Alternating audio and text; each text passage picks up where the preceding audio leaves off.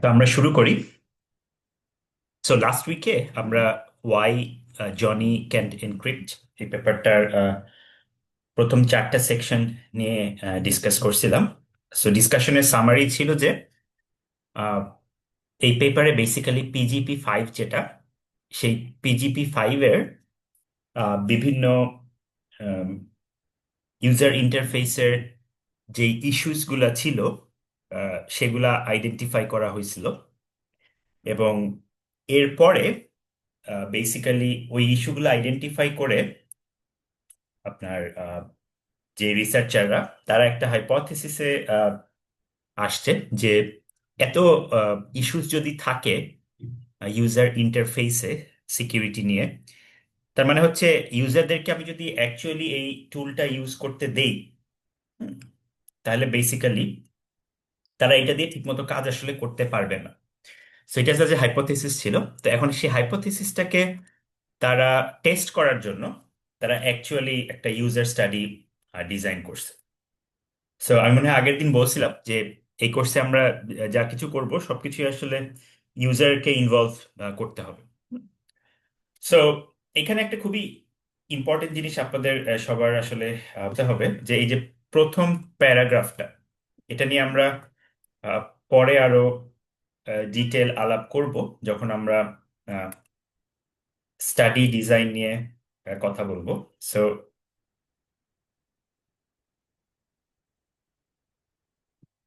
এই যদি ফার্স্ট প্যারাগ্রাফটা আপনারা পড়েন যে our test scenario was that the participant had volunteered to help with the political campaign and had been given the job of campaign coordinator.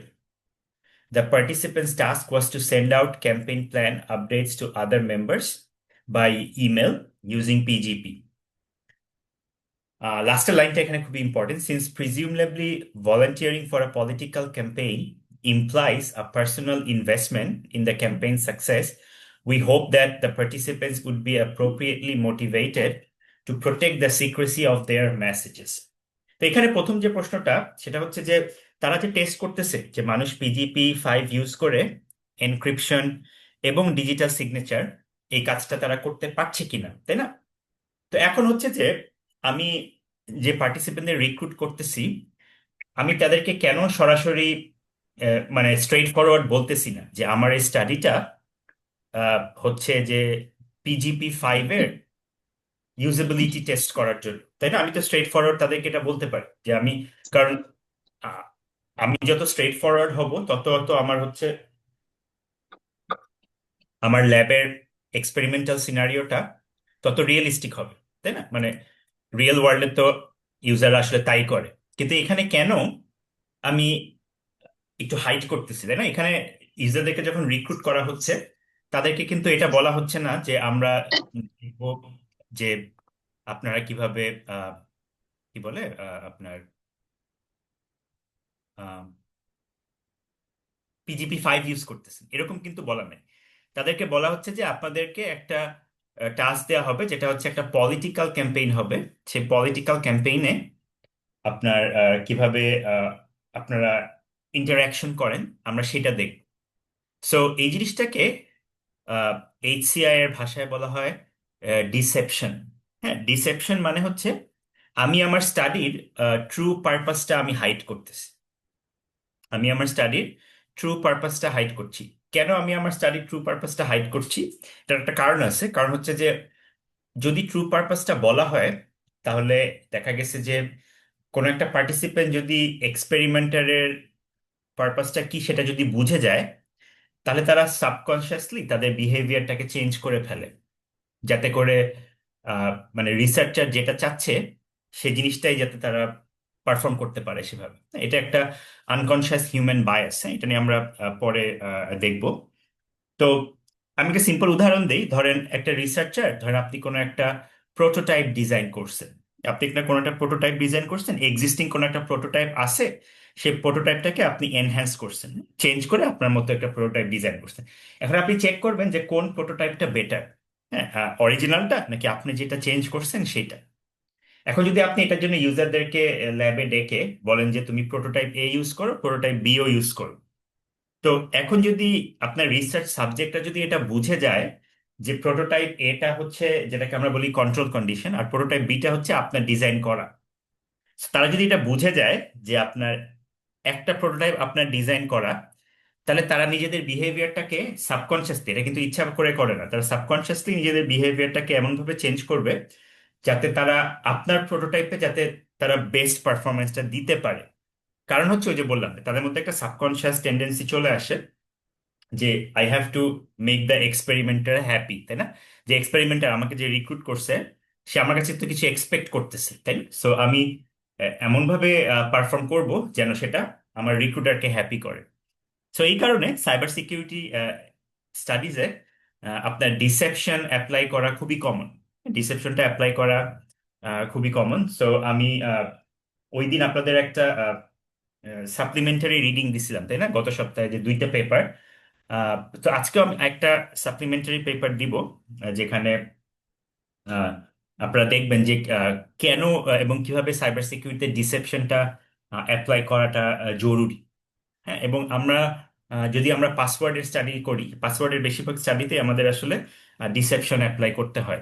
অনেক ক্ষেত্রে করতে হয়, অনেক ক্ষেত্রে আসলে করতে হয় না। বাট এটা একটা ইম্পর্টেন্ট জিনিস যে সবাইকে এটা একটু মনে রাখতে হবে, কারণ আমরা যদি আমরা ডিসেপশন করি, তার মানে হচ্ছে আমরা বেসিক্যালি যখন পার্টিসিপেন্টদের রিক্রুট করছি, আমরা কিন্তু আমাদের স্টাডির ট্রু পারপাসটা আমরা ডিসক্লোজ করছি না। তার মানে এটা এক ধরনের ইনফর্মালি, এটাকে চিটিংও বলা যায়। হ্যাঁ, মানে এক ধরনের চিটিং। তো এইটা এথিক্যাল অ্যাপ্রুভালটার নিয়মটা হচ্ছে যে আপনি যদি ডিসেপশন অ্যাপ্লাই করে থাকেন, তাহলে স্টাডিটা যখন শেষ হবে তখন আপনার ডিসক্লোজ করতে হবে। এটাকে বলা হয় ডিপ ব্রিফিং সেশন, যে আপনার ডিসক্লোজ করতে হবে যে আমি আসলে এরকম দেখাইছি, কিন্তু আমাদের অরিজিনাল স্টাডির পারপাস হচ্ছে অন্য। এবং এরপর আপনার পার্টিসিপেন্টকে জিজ্ঞেস করতে হবে যে এখন যেহেতু আমি আপনাকে সবকিছু ডিসক্লোজ করছি, আপনি কি, are you still willing to provide your data, মানে আপনাদের যে ডেটা আমরা কালেক্ট করলাম, আপনি কি স্টিল সেই ডেটা আমাদেরকে ব্যবহার করতে দিতে চান কিনা। ইউজুয়ালি ইউজাররা এটাতে আপত্তি করে না, কারণ সবাই বুঝে যে ডিসেপশনটা ইম্পর্টেন্ট ছিল, কারণ ডিসেপশন না হইলে আমাদের স্টাডিতে এক ধরনের আসলে বায়াস চলে আসবে। সো এই যে এই কাজটাই তারা এখানে করছে, যে তারা এটাকে বলে নাই যে এটা PGP 5 এর স্টাডি।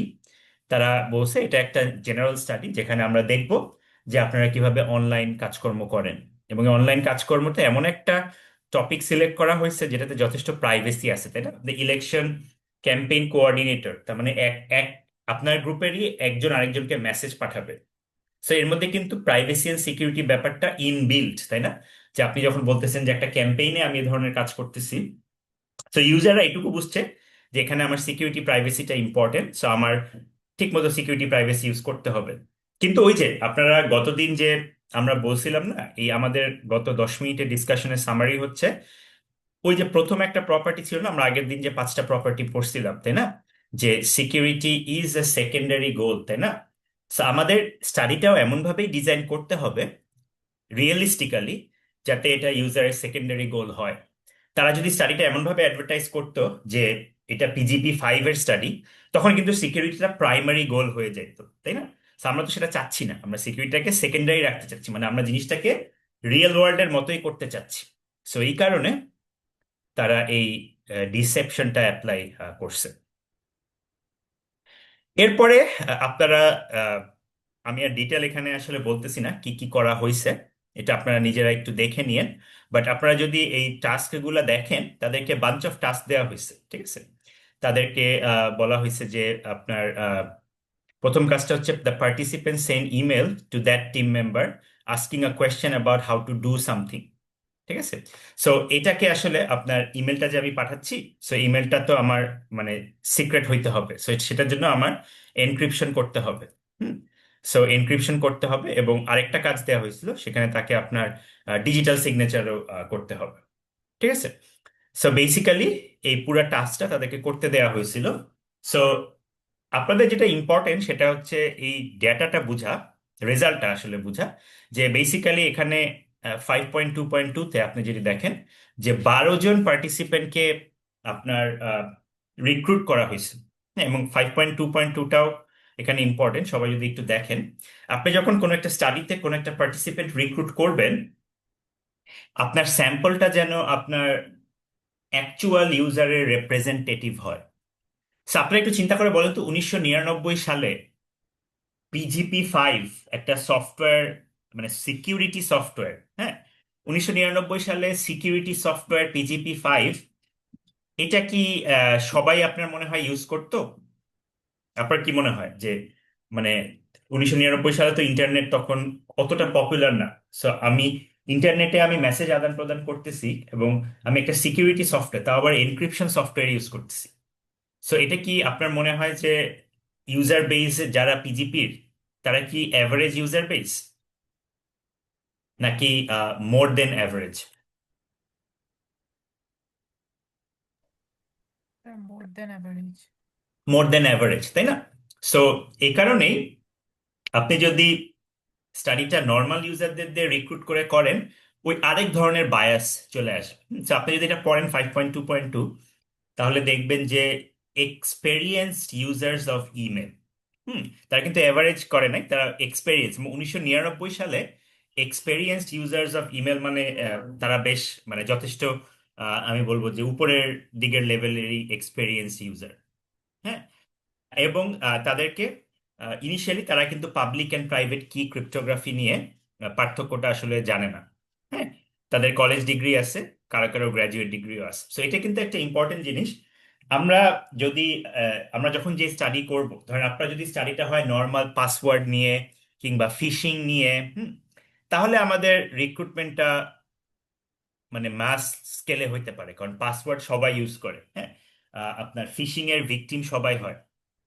কিন্তু আপনার স্টাডিটা যদি কোনো একটা পার্টিকুলার ইউজার বেজের জন্য হয়, যেমন আপনি হয়তো চাচ্ছেন যে যারা ওল্ডার ইউজার, তাদের জন্য আপনি কিছু একটা করবেন, তারা পাসওয়ার্ডটা মনে রাখতে পারতেছে না, বা তারা বিকাশে ঠিকমতো টাকা পাঠাইতে পারতেছে না, তাদেরকে আমি কি একটা সলিউশন দিতে পারি কিনা।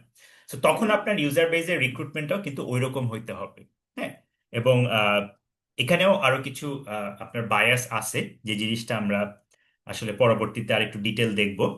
সো এখানে সামারি হচ্ছে দুইটা জিনিস। হ্যাঁ, একটা হচ্ছে আমরা শিখলাম যে আপনার তারা ডিসেপশন অ্যাপ্লাই করছে, তাই না? এই স্টাডিতে তারা সরাসরি তাদের ট্রু পারপাসটা বলে নাই, এটা হচ্ছে একটা।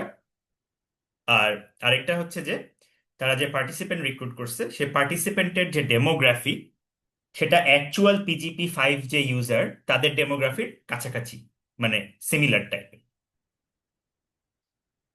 সো এরপরে ফাইনালি আপনাদের যে রেজাল্টের যে সামারি, সেই সামারিতে তারা দেখতে পাইছে যে আসলে 12 জনের মধ্যে মাত্র 3 জন, ঠিক আছে, 12 জনের মধ্যে মাত্র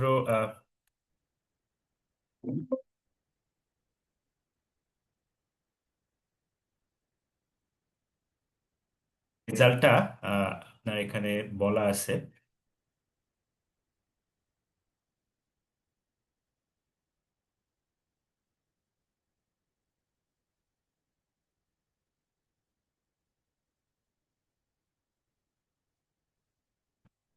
এবং এই কাজটা করতে তাদেরকে 90 মিনিট টাইম দেওয়া হয়েছিল। হ্যাঁ, 90 মিনিট টাইম দেওয়া হয়েছিল। এবং এটার সামারি, 3 জন, এখানে পেপারটা পড়লে আপনারা দেখবেন যে এখানে মাত্র 3 জন আসলে বেসিক্যালি তাদের কাজটা ঠিকমতো করতে পারছে। হ্যাঁ, সো এই সামারি যেটা কথা বলতেছি, এটা আমার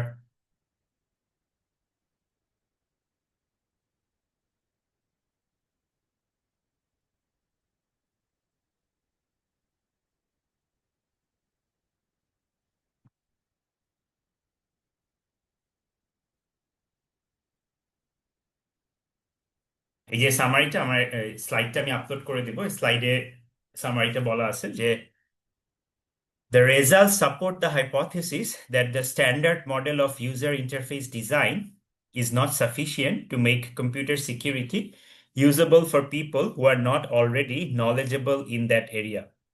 সেখানে বলা হয়েছে 12 test participants were generally educated and experienced at using email, yet only one third of them, okay, yet only one third of them were able to use PGP-5 to correctly sign and encrypt an email message when given 90 minutes to do so.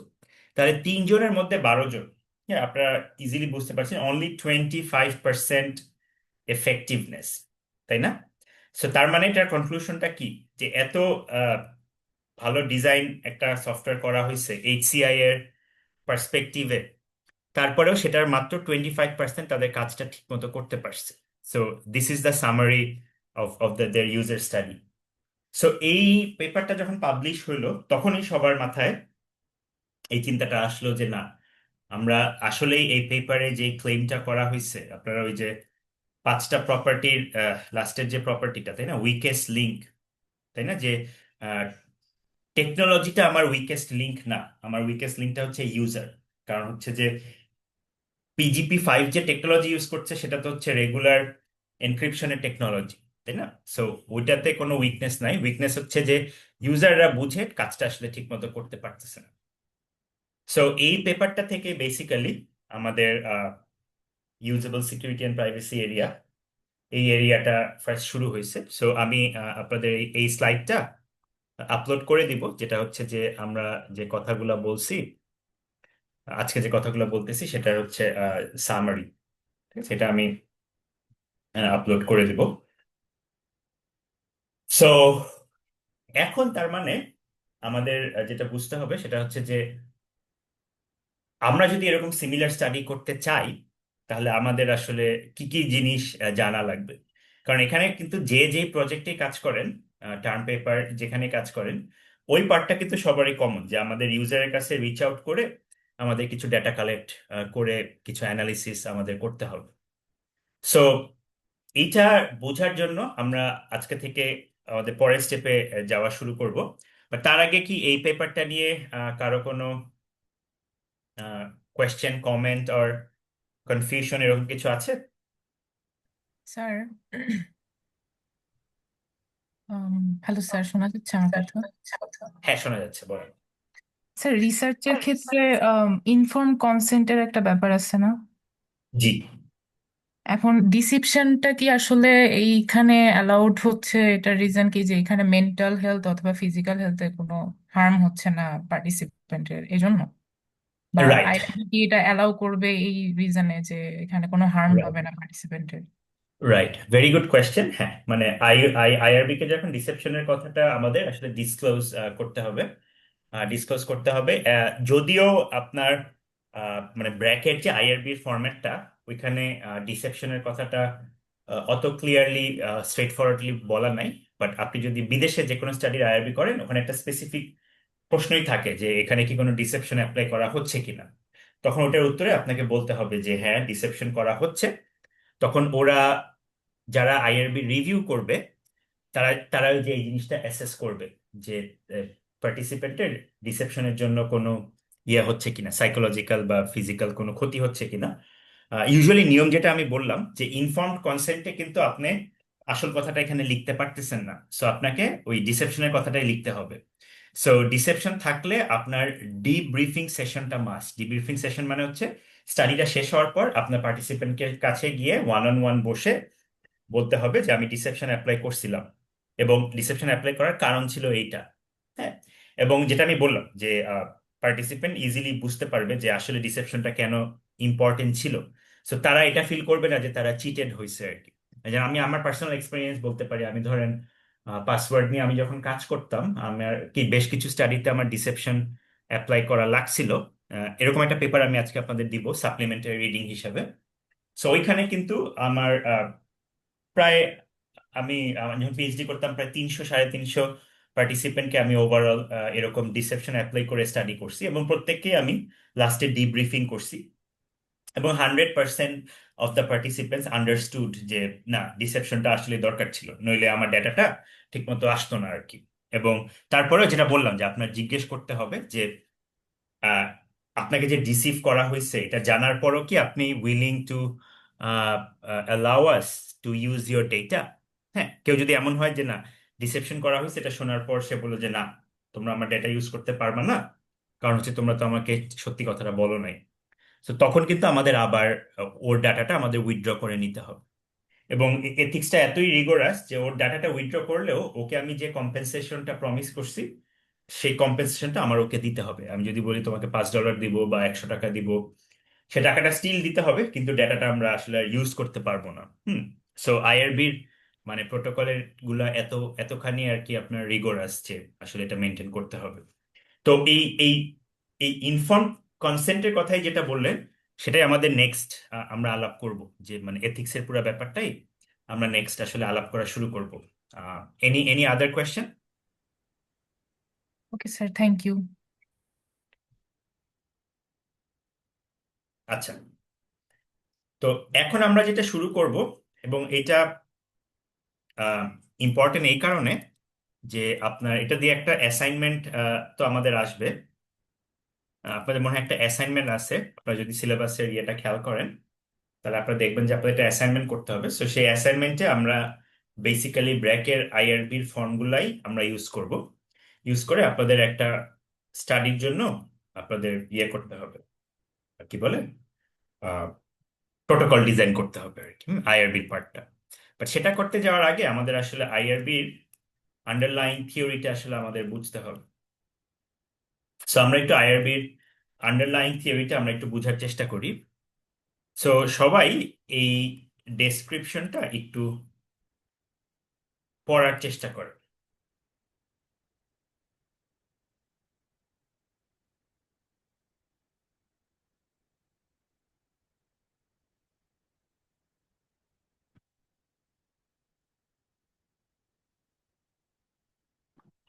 সবাই এই ডেসক্রিপশনটা একটু পড়ার চেষ্টা করেন। একটু আগে যে নসীন যেটা বললেন, যে আমরা যখন কোনো পার্টিসিপেন্টকে কোনো স্টাডিতে আমরা রিক্রুট করতে চাই, তখন আমার তাদের কনসেন্ট নিতে হয়। কনসেন্ট কথাটা এখানে খুবই ইম্পর্টেন্ট। কনসেন্ট মানে হচ্ছে তাদের একটা পারমিশন আমাদের নিতে হবে। তো এই পারমিশনটা এমনভাবে আমার নিতে হবে যেন আমি এথিক্সের জিনিসপত্রগুলো আমি ফলো করি। তো এথিক্সের আসলে আমার তিনটা মেজর জিনিস আছে, এবং এইটা কিন্তু not only for cyber security related প্রজেক্টের আইআরবি। আপনারা যারা অন্যান্য এরিয়াতে কাজ করেন, ইদার মেশিন লার্নিং অথবা হেলথ, ইনফরমেটিক্স, যেখানেই কাজ করেন, আপনার স্টাডিতে ইউজার থাকা মানে, অথবা কম্পিউটার ভিশন আছে, কম্পিউটার ভিশনের অনেক প্রজেক্টে ইউজার ইনভলভমেন্ট লাগে, ইউজার স্টাডি করা লাগে।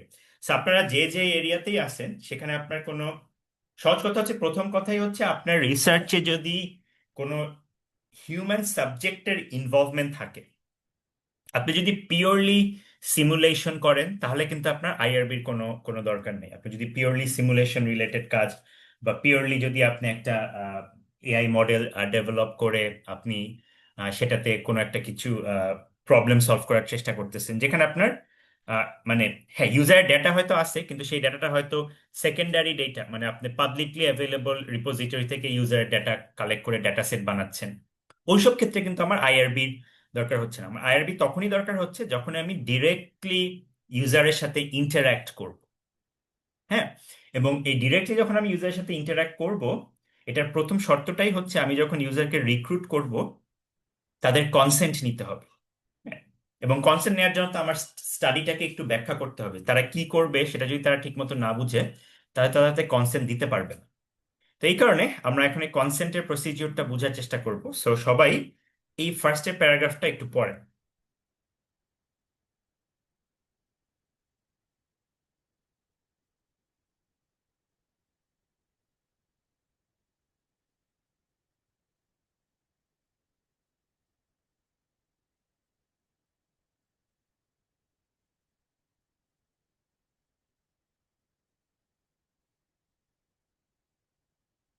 তো এইখানে এই যে ডেসক্রিপশনটা আমি দিচ্ছি, এখানে কিছু পজিটিভ ব্যাপার আছে, কিছু নেগেটিভ ব্যাপার আছে। আপনাদের কি মনে হয়, what is the good thing about this description?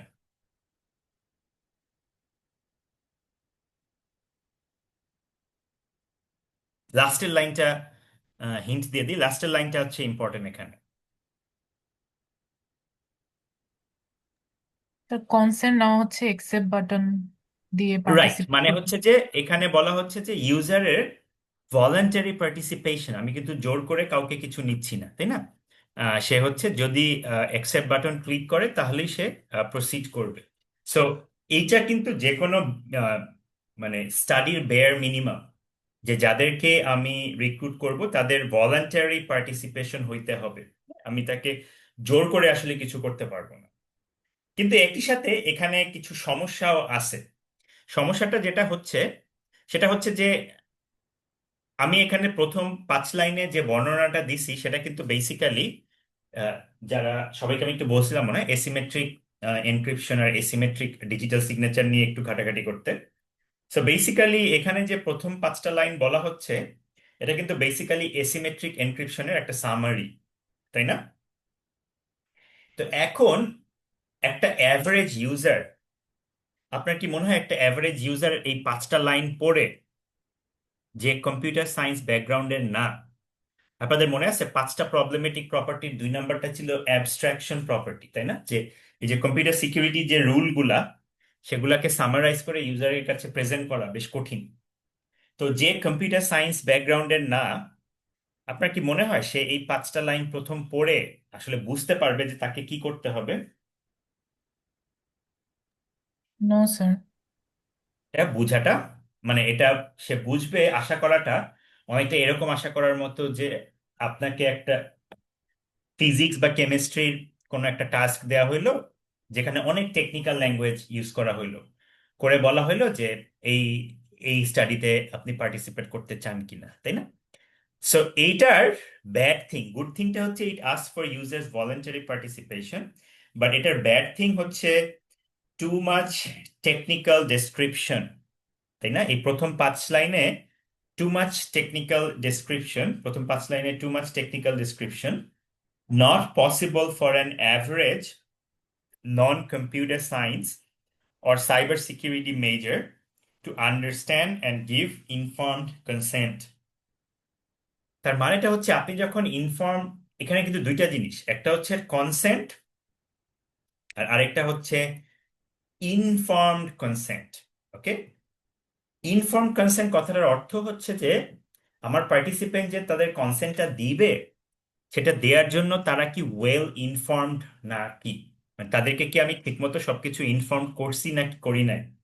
এই 5 লাইন পড়ে তাদের পক্ষে ইনফর্মড কনসেন্ট দেওয়া পসিবল না, কারণ তারা ঠিকমতো ওয়েল ইনফর্মডই হইতে পারছে না, কারণ তারা বুঝবেই না তারা আসলে কি করতে হবে। ওকে, সো তাহলে এটা কিভাবে লিখলে আপনার কাছে মনে হয় যে এটা ইনফর্মড হইতো? এটাকে এভাবে না লিখে এটাকে এমন ভাবে লেখা উচিত ছিল যাতে ইউজার অ্যাটলিস্ট কি করবে সেটার একটা ব্রড আউটলাইন পায়। এই যে তারা এই কাজটা করতেছে, এই যে ওয়াই জনি ক্যান্ট এনক্রিপ্ট স্টাডিতে তারা যে কাজটা করতেছে, বেসিক্যালি কাজটা কি? বেসিক্যালি কাজটা হচ্ছে তাদের অ্যাভারেজ অনলাইনে বসে মানুষ যে কাজকর্ম করে সেগুলাই, তো তার চেয়ে বেশি ইন্টেন্স খুব তেমন কিছু না, তাই না? ইউজার ওই যে এই জন্যই পার্টিসিপেন্টদের রিক্রুট করা হয়েছিল যে এক্সপেরিয়েন্সড ইমেল ইউজার্স। তো এক্সপেরিয়েন্স ইমেল ইউজার যারা, তারা অনলাইনে একটু কমপ্লেক্স কাজ তারা মোটামুটি করতে পারে এবং এভারেজ কাজের মতোই, এখানে কাজটা খুব বেশি কঠিন যে তা না। সো এই 5টা লাইন আমাদের রিপ্লেস করা উচিত ছিল এটা বলে যে এই স্টাডিতে তোমাকে, তুমি অ্যাভারেজ অনলাইনে যে কাজগুলো করো ওইরকম টাইপ একটা কাজই তোমাকে করতে হবে। এবং এখানে আরো কিছু জিনিস বলতে হবে, সেটা আমরা পরে আসতেছি। যেমন একটা জিনিস বলতে হবে যে এই কাজটা করতে কতটুকু টাইম লাগবে। হ্যাঁ, এই এই স্টাডিটা আপনারা যখন প্রায় তো বিভিন্ন ইমেলে ইয়া পান, তাই না, যে এই সার্ভেটা করে দেন বা এটা করে দেন, এবং ওই ওই ওই ইমেলটা যখন পান ওই ইমেলে একটা সবকিছুর মধ্যে একটা কমন জিনিস কিন্তু বলা থাকে যে এই সার্ভেটা করতে আনুমানিক কত সময় লাগবে। এবং আরেকটা জিনিস বলা থাকে যে এটা করলে কি কোনো ফাইন্যান্সিয়াল বেনিফিট আছে নাকি, আমাকে কি কোনো লটারিতে কুপন দেওয়া হবে কিনা, কিংবা আমাকে কোনো টাকা দেওয়া হবে কিনা। হ্যাঁ, তো এই জিনিসগুলো আমাদের বলতে হয়। এই সব জিনিস যখন আমি বলবো তখনই কেবলমাত্র সেটা ইনফর্মড কনসেন্ট হবে, যে পার্টিসিপেন্ট বুঝতেছে যে আমার কি কি করতে হবে, কত টাইম দিতে হবে এবং এর বিনিময়ে আমি কি পাবো। এবং এই উপরের যে ডেসক্রিপশনটা, এটাকে আমরা এভাবে বলতে পারি এটা একটু কন্ডিসেন্ডিং হয়ে গেছে, তাই না? ইংলিশে কন্ডিসেন্ডিং কথাটার অর্থ কি? কন্ডিসেন্ডিং কথাটার অর্থ হচ্ছে যে মানে আপনি ভাবতেছেন যে এই যে এগুলো তো খুবই সোজা জিনিস, মানে পাবলিক কি এন্ড প্রাইভেট কি, এটা তো আমি সেই আমি সাইবার সিকিউরিটি মানুষ, আমি সে ফার্স্ট ইয়ার সেকেন্ড ইয়ারে পড়ে আসছি, এটা আর এত ব্যাখ্যা করার কি আছে, তাই না? সো এটাকে বলা হয় কন্ডিসেন্ডিং। সো ফিজিক্স আর কেমিস্ট্রির লোকরাও যদি একই কথা ভাবা শুরু করে, যে ফিজিক্সে কেউ যদি ভেবে রাখে যে বিগ ব্যাং থিওরি সবাই জানবে, বা কেমিস্ট্রি সবাই যদি কেউ ভেবে থাকে যে পিরিয়ডিক টেবিলের গঠনটা কিরকম আমরা এটা সবাই জানি, এটা খুব ইজি, এটা আমি ওয়ান ওয়ানে পড়ে আসছি, তাই না? সো সবাই যদি এই কথা চিন্তা করা শুরু করে তাহলে তো হবে না। সো এই প্রথম প্রিন্সিপালটার নাম হচ্ছে রেসপেক্ট ফর পার্সন। হ্যাঁ, আপনি যাদেরকে পার্টিসিপেন্ট হিসেবে রিক্রুট করছেন তাদের প্রতি আপনার একটা রেসপেক্ট থাকতে হবে। আপনি এরকম কন্ডিসেন্ডিং হইতে পারবেন না যে এটা তো সবাই জানে, কারণ সবাই সব জানে না, এবং দ্যাট ইজ প্রিটি নর্মাল। এবং এইটাই হচ্ছে আমাদের প্রথম রিজন যে কারণে আমাদের ইনফর্মড কনসেন্টটা ডিজাইন করতে হয়। এবং ইনফর্ম কনসেন্টটা ক্লিয়ারলি আন্ডারস্ট্যান্ডেবল হইতে হয়। এবং এই কারণে আপনারা যারা যারা আইআরবি সাবমিট করছেন তারা দেখবেন যে এই আইআরবির যে কমিটি থাকে, আইআরবি মানে ইনস্টিটিউশনাল রিভিউ বোর্ড, এই কমিটিতে কিন্তু সব ডোমেইনের রিপ্রেজেন্টেটিভ থাকে। সো ইনফ্যাক্ট ব্র্যাকেরও যে আইআরবি আছে সেখানে আপনার ইংলিশ, যেমন আমাদের প্রোটোকলগুলা যেই সাব কমিটিতে যায় সেই সাব কমিটির চেয়ার হচ্ছে ইংলিশের প্রফেসর। হ্যাঁ, সো ইংলিশের প্রফেসর ওই আপার উনি উনি কিন্তু সাইবার সিকিউরিটি উনি কিছুই জানেন না, ঠিক আছে? বাট কেন আমরা আইআরবি তে তাকে দিচ্ছি, কারণ দ্যাট ইজ দ্য পারপাস। হ্যাঁ, আবার যদি ধরেন জেপি গ্র্যান্ড পাবলিক হেলথের কেউ একটা প্রোটোকল লিখলো, সেই প্রোটোকলটা আবার আপনাকে হয়তো দেওয়া হইলো দেখতে, কারণ আপনি পাবলিক হেলথের কিছুই জানেন না। এটা কিন্তু ইচ্ছা করে করা হয়। এটা ইচ্ছা করে করা হয় এই কারণে যে আমি ঠিকমতো ওই ল্যাঙ্গুয়েজটা যদি বুঝতে পারি, তার মানে আমি তো ওই এরিয়ার না, তাই না? তার মানে হচ্ছে ইংলিশে কেউ যদি আমার স্টাডির ইনফর্ম কনসেন্টটা বুঝতে পারে, তার মানে হচ্ছে এটা আসলেই সবাই সবার জন্য প্রযোজ্য, তাই না? কারণ এটা কিন্তু আমি যদি আমার ডকুমেন্টটা সাইবার সিকিউরিটির আরেকটা প্রফেসরকে দেই কিংবা কম্পিউটার সায়েন্সেরই আরেকটা প্রফেসরকে দেই, তারা কিন্তু হয়তো বুঝতে পারবে, কারণ তারা কোনো না কোনো কোর্সে এই প্রাইভেট কি পাবলিক কি জিনিসগুলো হয়তো পড়ছে। বাট এই জন্যই আমাকে পুরো জিনিসটা দিতে হবে হচ্ছে কমপ্লিটলি অন্য একটা ডোমেইনে। সো ইউজুয়ালি আইআরবি তে এরকম দুই তিন জনের কমিটি থাকে এবং এক একজন এক এক এরিয়ার থাকে। So this is the first principle of IRB, respect for person.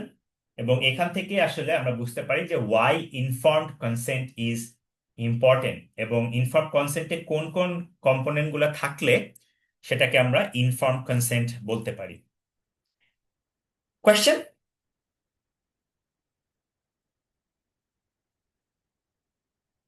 আচ্ছা,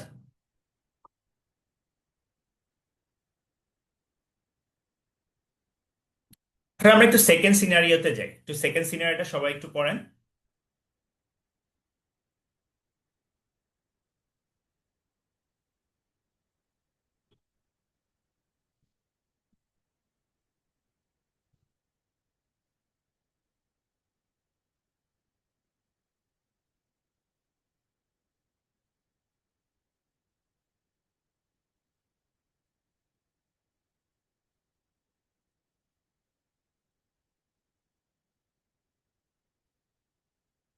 তো আপনাদের কি মনে হয় এই সিনারিওটার কোনো পটেনশিয়াল ইস্যুস আছে, নাকি এটা ঠিকই বলা হয়েছে? আফটার অল আপনি তো একটা বেশ মহৎ একটা কাজ করতে চাচ্ছেন, তাই না? যে আপনি বুঝতে চাচ্ছেন যে আহ, মানুষ যখন তার পাসওয়ার্ড বানায় তখন সে কি কি ভুল করে, তাই না?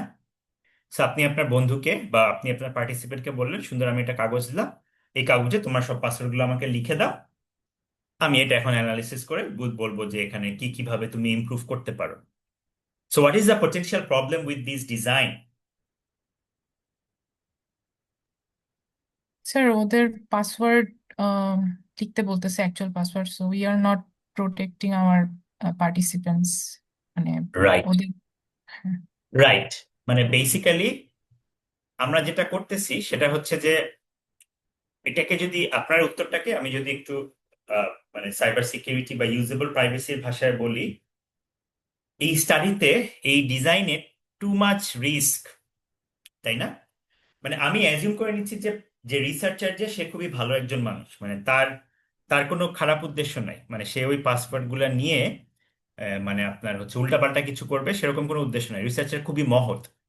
আর রিসার্চার যদি মহৎ হয়, তার ডেটাটা তো আসলে কোথাও স্টোর করে রাখতে হবে, তাই না? তার ডেটাটা তো আসলে কোথাও স্টোর করে রাখতে হবে। তো যেখানে সে ডেটাটা স্টোর করে রাখবে সেখান থেকে যদি কিছু হয়, তাই না, তাহলে তো এই যে আসল ইউজারের আসল পাসওয়ার্ড গুলো একদম প্লেন টেক্সটে সবাই জেনে যাবে। Okay, so the potential problem with design is too much risk. এখন কথা হচ্ছে যে রিস্ক কিন্তু সবকিছুতেই থাকে। পৃথিবীর এমন কোনো কাজ পাওয়া কঠিন যেখানে কোনো রিস্ক নাই। যেমন আপনারা প্রতিদিন যে কমিউট করে ক্যাম্পাসে আসেন, একটা non zero amount of risk আছে বাংলাদেশের রাস্তায়। যেটা হয় যে আপনি যদি অ্যাভারেজ করেন, প্রবাবিলিটি বের করেন যে অ্যাক্সিডেন্ট হওয়ার প্রবাবিলিটি কত, বা কোনো একটা কিছু দুর্ঘটনা হওয়ার প্রবাবিলিটি কত, এটা একদম ফেলে দেওয়ার মতো না, হয়তো খুবই কম, বাট আপনি তো ক্যাম্পাসে 4 বছরে কতবারই আসতেছেন, তাই না? সো ওইটা যদি আপনি হিসাব করেন, একটা রিস্ক আছে। তারপরে কেন আমরা ক্যাম্পাসে আসি?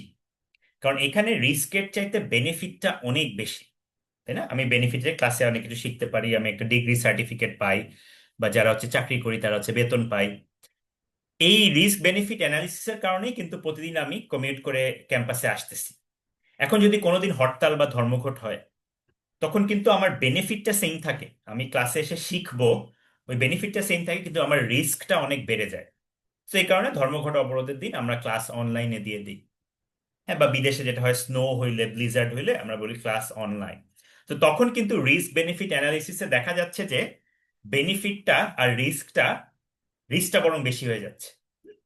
সো এইখানে একটা খুবই ইম্পর্টেন্ট জিনিস সবার মনে রাখতে হবে, যে আপনি যখন রিসার্চ করবেন, আমরা রিসার্চারদের একটা প্রবলেম আছে, আমরা সবাই ভাবি কি আমাদের রিসার্চটাই মানে লাইফ সেভিং, হ্যাঁ, মানে পৃথিবীর সবার ভবিষ্যৎ পাল্টায় দিবে। যে হয়তো পাসওয়ার্ড নিয়ে রিসার্চ করে সে হয়তো ভাবে যে আমার এই রিসার্চ পাবলিশ হলে পৃথিবীর মানুষের পাসওয়ার্ড সমস্যার সমাধান হয়ে যাবে। যে হয়তো ক্যান্সার নিয়ে রিসার্চ করে সে হয়তো ভাবে হচ্ছে আমি তো একটা মহৎ কাজে রিসার্চ করতেছি, মানে আমার রিসার্চের বেনিফিট অনেক বেশি, এটা দিয়ে ক্যান্সার দূর হয়ে যাবে।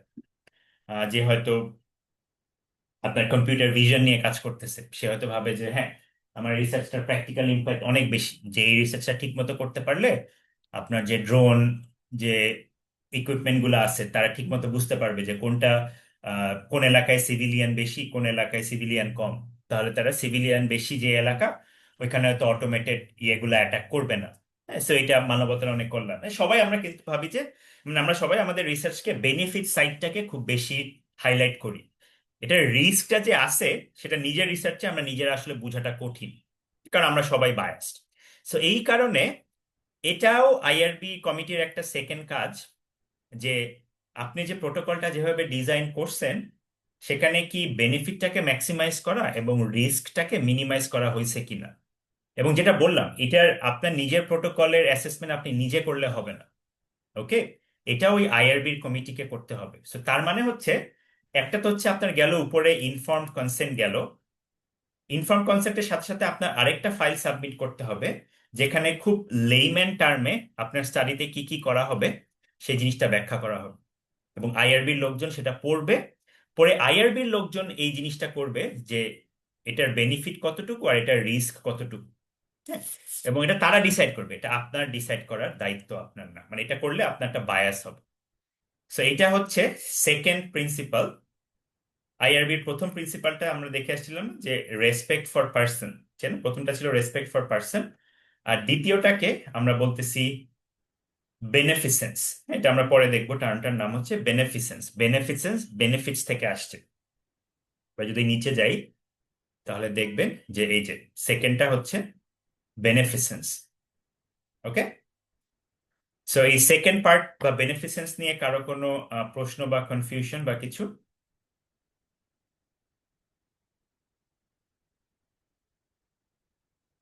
আচ্ছা, তাহলে এখন আমরা আমাদের থার্ড সিনারিওতে যাই। থার্ড সিনারিওটা সবাই একটু দেখেন।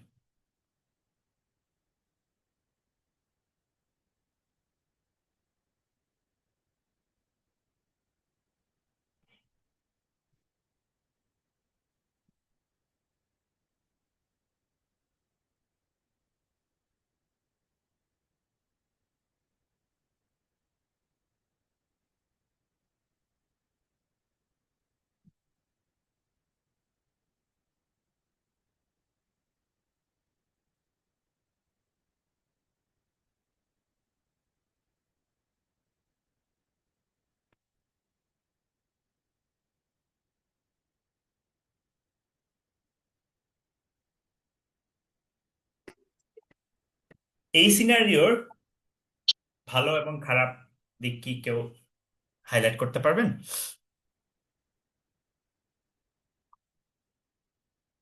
ফার্স্টে আমরা বলি ভালো জিনিসটা কি মনে হচ্ছে আপনাদের?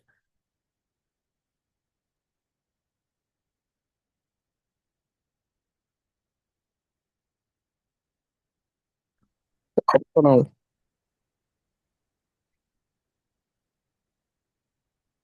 কি বলেন? সেট অপশনাল রাখতে, যাতে এক্সট্রা অ্যাসাইনমেন্ট নিতে পারবে অথবা হচ্ছে পার্টিসিপেট করতে পারবে। এক্স্যাক্টলি, এখানে দুইটা জিনিস, একটা হচ্ছে যে কাউকে তো ফোর্স করা হচ্ছেই না, বরঞ্চ যারা করবে তাদেরকে এক্সট্রা ক্রেডিট দেওয়া হচ্ছে। হ্যাঁ, মানে এমন না যে আমি আমার ক্লাসের 100 মার্কের মধ্যেই আমি 5 মার্কের একটা অ্যাসাইনমেন্ট দিচ্ছি, তা না। তার মানে এটা করা হচ্ছে জাস্ট এক্সট্রা ক্রেডিটের জন্য। তাহলে আবার সেকেন্ড প্রশ্নটা আসবে যে যারা করবে তাদেরকে তুমি এক্সট্রা ক্রেডিট দিবা, আর যারা তোমার স্টাডিতে পার্টিসিপেট করবে না তাদেরকে তুমি এক্সট্রা ক্রেডিট থেকে বঞ্চিত করবা। এটাও তো ফেয়ার না। সেই কারণে দেখেন, যারা এই স্টাডিতে পার্টিসিপেট করতে চাবে না তারাও কিন্তু ইকুয়াল মার্ক পাবে, এক্সট্রা ক্রেডিট, যদি তারা একটা অল্টারনেটিভ অ্যাসাইনমেন্টে পার্টিসিপেট করে। এবং আমি যখন পিএইচডি করতাম তখন আমাদের এই স্টাডিগুলো আমরা করতাম হচ্ছে যে আমাদের ইউনিভার্সিটিতে একটা সেন্ট্রাল পুল ছিল। বিশেষ করে সাইকোলজি ডিপার্টমেন্টে এই জাতীয় কাজ প্রচুর করতে হতো। তো তাদের একটা সাইকোলজি রিসার্চ পুল ছিল। সো সেই রিসার্চ পুলে আমার স্টাডিটা আপলোড করতে হতো, যে কারা কারা এটা করতে চায়। এবং যেই ক্লাসে আমি এই কাজগুলো করতে দিতাম সেই ক্লাসের ফ্যাকাল্টিকেও আমার বলতে হতো যে যারা এই স্টাডিতে পার্টিসিপেট করবেন না তাদের জন্য একটা অ্যাসাইনমেন্ট আমার ডিজাইন করে দিতে হতো ইকুয়াল লোডে। হ্যাঁ, যাতে করে হচ্ছে যারা আমার স্টাডিতে করবে তারা তো এক্সট্রা ক্রেডিট পাচ্ছেই, আবার যারা করতে চাচ্ছে না তারা যাতে অন্য কিছু করে, যেমন একটা তাদেরকে হয়তো বলতো তোমাকে একটা এসে লিখতে হবে, একটা এসে লিখতে হবে, ওই এসেটা লিখলে তুমি এই 5 মার্ক তুমি পাবা। হ্যাঁ, সো ভালো দিক হচ্ছে এখানে ফেয়ার গ্রেডিং, তাই না? Offered for extra credits, not as a mandatory assignment. আমি কিন্তু ম্যান্ডেটরি অ্যাসাইনমেন্ট এটা দিচ্ছি না, তাই না? Also alternative assignments for students not willing to participate. So এগুলা হচ্ছে এখানের ভালো দিক। কিন্তু খারাপ দিকটা এখানে কি? খারাপ দিকটা আমি একটু হাইলাইট করি।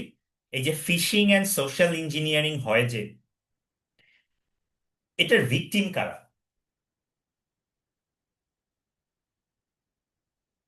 এই ফিশিং অ্যান্ড সোশ্যাল ইঞ্জিনিয়ারিং এর ভিকটিম কি শুধুমাত্র গ্র্যাজুয়েট স্টুডেন্টরা? নো না, sir. Phishing and social engineering এর ভিকটিম সবাই, মানে স্টুডেন্ট বলেন, বৃদ্ধ বলেন, মাঝবয়স্ক বলেন, তাই না? বাট আমি স্টাডিতে খালি রিক্রুট করছি গ্র্যাজুয়েট স্টুডেন্টদের। হ্যাঁ, সো ব্যাড হচ্ছে যে always recruiting graduate students for convenience. এখানে একটা জিনিস খুবই ইম্পর্টেন্ট, আপনারা যখন কোনো একটা স্টাডি ডিজাইন করবেন, convenience is not an excuse for any design choice. আপনি পেপার লিখতে গিয়ে এই কথাটা কখনো ভুলেও লিখতে পারবেন না যে আমরা এই কাজটা করছি কারণ এটা মোর কনভিনিয়েন্ট। কারণ রিসার্চ মানেই হচ্ছে আপনাকে ইয়ে পথে যেতে হবে, মানে যে পথটা অত বেশি কনভিনিয়েন্ট না, তাই না?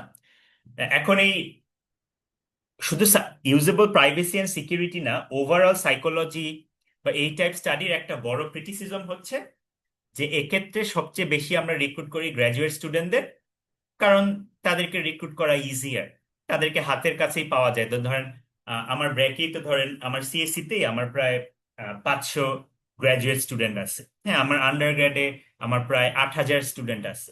হ্যাঁ, সো ব্র্যাক যদি ধরেন খুব হাই ভলিউম রিসার্চ ইউনিভার্সিটি হইতো, তাহলে কিন্তু এই স্টুডেন্টরা কিন্তু অ্যাসেট। কারণ আমি যে কোনো, আমি ইদার একটা ড্রাগ বানাই, বা আমি একটা সাইবার সিকিউরিটির কোনো একটা প্রোটোটাইপ বানাই, বা আমি যদি হেলথ আর এক্সারসাইজ সায়েন্সের কোনো নতুন কিছু টেস্ট করার চেষ্টা করি, আমার কিন্তু হাজার হাজার ক্যান্ডিডেট আছে, তাই না, যাদের দিয়ে আমি স্টাডিটা করাইতে পারবো। এবং এদেরকে আমি যদি বলি যে এই স্টাডিটা করলে তোমার অমুক ক্লাসে তুমি এক্সট্রা ক্রেডিট পাবা, অনেক পার্সেন্ট। কিন্তু এটা আবার এই ধরনের সাবজেক্টের একটা বড় ক্রিটিসিজম যে এটা গ্র্যাজুয়েট স্টুডেন্টদের টেস্ট করলাম, কিন্তু আমার ব্রডার পপুলেশন তো আর গ্র্যাজুয়েট স্টুডেন্ট না, আমার ব্রডার পপুলেশন কিন্তু প্রত্যেকেই। তো এখানে নেগেটিভ সাইডটা হচ্ছে always recruiting graduate students for convenience.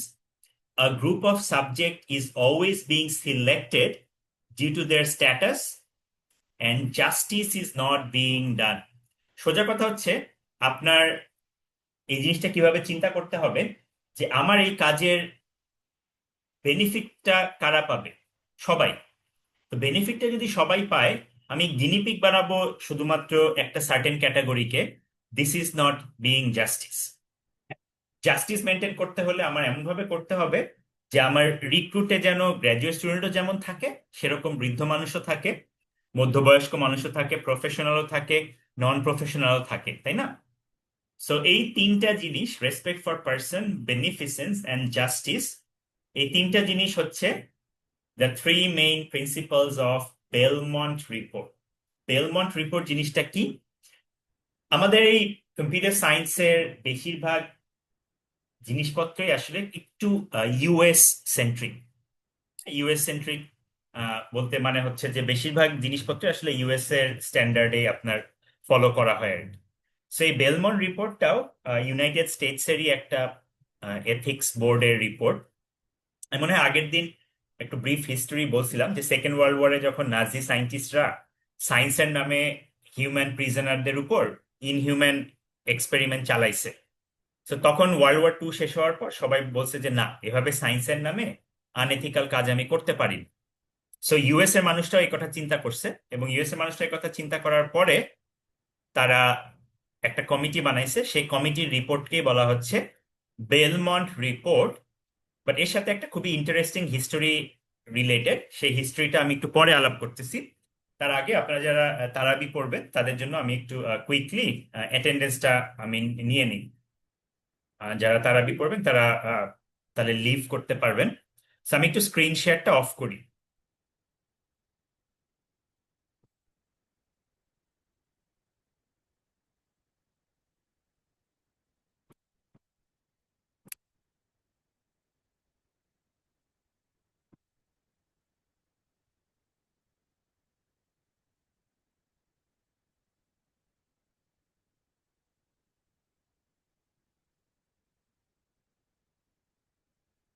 Tahsin Ishtiaq,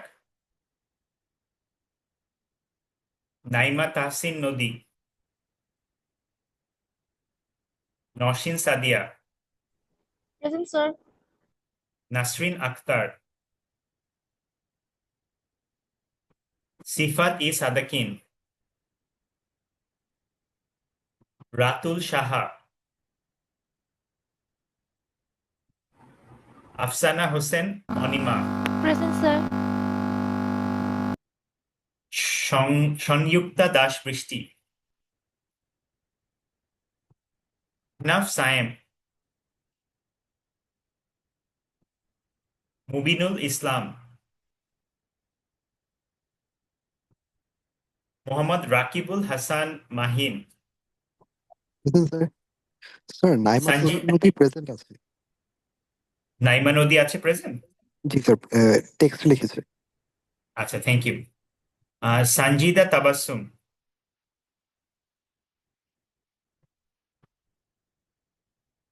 Rontu Das, Present, sir. Rifa Tashfia, Present, sir. Thank you. Sharmin Sultana, Tanushree Saha, Present, sir. Ayesha Hossain, Present, sir. Usha Usha Akter,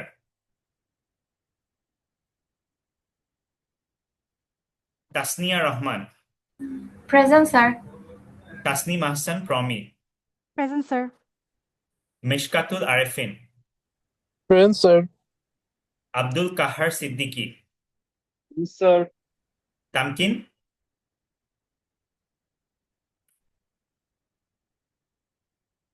Moinuddin Ahmed, Yes, sir. অনিন্দ বস মঈনুদ্দিন আছেন? Yes, sir. আচ্ছা, thank you. Anindo Basak,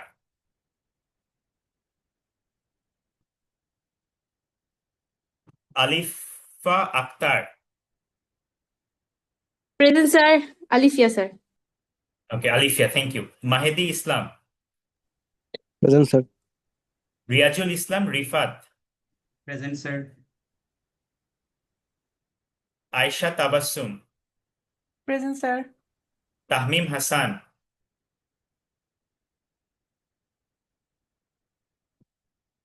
সোহাইয়া Islam, Yes, sir. ইন্তেসার,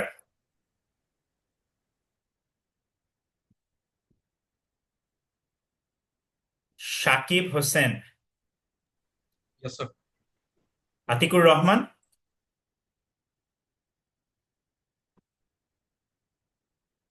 Nafisa Tasnim, Present, sir. Dilruba Khanam,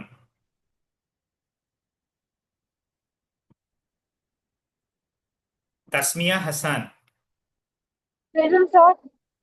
Tanvir Siam, Present, sir. Minhajul Islam Royel, Yes, sir. Nowshin Tabassum, present sir. Himika Tasnim,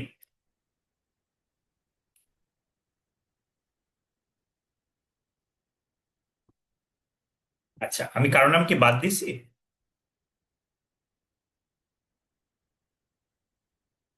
আচ্ছা, আপনারা যারা miss করছেন তারা পরে আমাকে ক্লাসের শেষে আবার বললেন, আমি আবার দিয়ে দিব। আমরা আবার আমাদের লেকচারে ফেরত যাই। আমাদের ক্লাস 8:30 পর্যন্ত হবে। সো আপনারা অ্যাটেন্ডেন্স হয়ে গেছে, আপনারা তারাবি যারা পড়েন লিভ করতে পারেন। আমি যেহেতু রেকর্ড করা হচ্ছে আপনারা পরে দেখে নিন।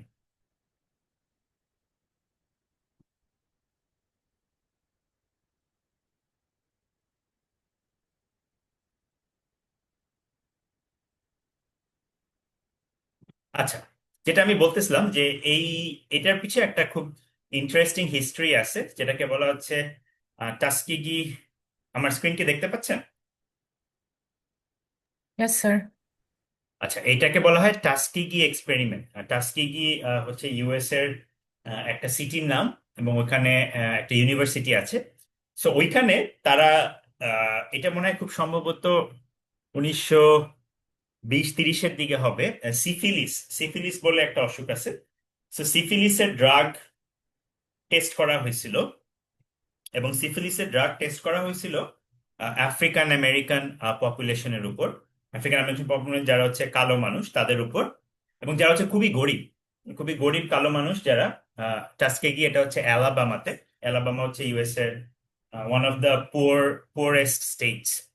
সো খুব গরিব কিছু মানুষকে টাকা দিয়ে বলা হয়েছিল, তোমাদের কাজ হচ্ছে তোমরা এই ওষুধগুলা খাইতে থাকো।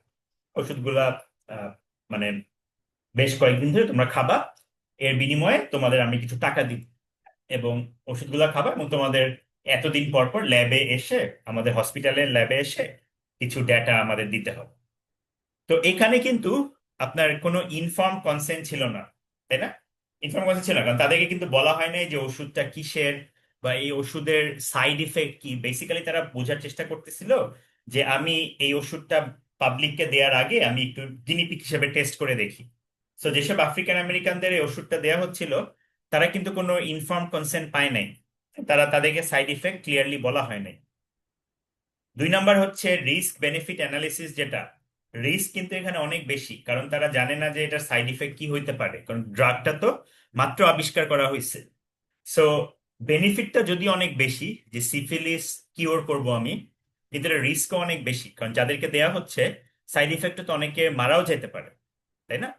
আর 3 নাম্বার যে ভায়োলেশনটা ছিল, এই সিফিলিসের কিওর আসলে উপকার হবে তো পৃথিবীর সব মানুষের, সাদা হোক কালো হোক, তাই না, ব্রাউন হোক, সবারই উপকার হবে। তাহলে উপকারটা যদি সবারই হয়, তুমি টেস্টটা কেন শুধু আফ্রিকান আমেরিকানের উপর করতেছো, তাই না? তুমি গিনিপিগ কেন শুধু কালোদের বানাচ্ছ?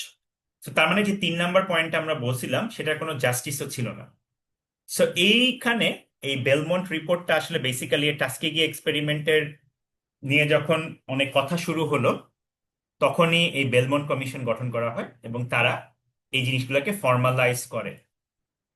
এবং বহু বহু বছর পরে, আমার মনে হয় প্রেসিডেন্ট ক্লিনটনের আমলে, এটা মানে সরকার থেকে অফিসিয়ালি ক্ষমা চাওয়া হয় ওই যাদের উপরে এক্সপেরিমেন্টটা করা হয়েছিল তাদের বংশধরদের উপর।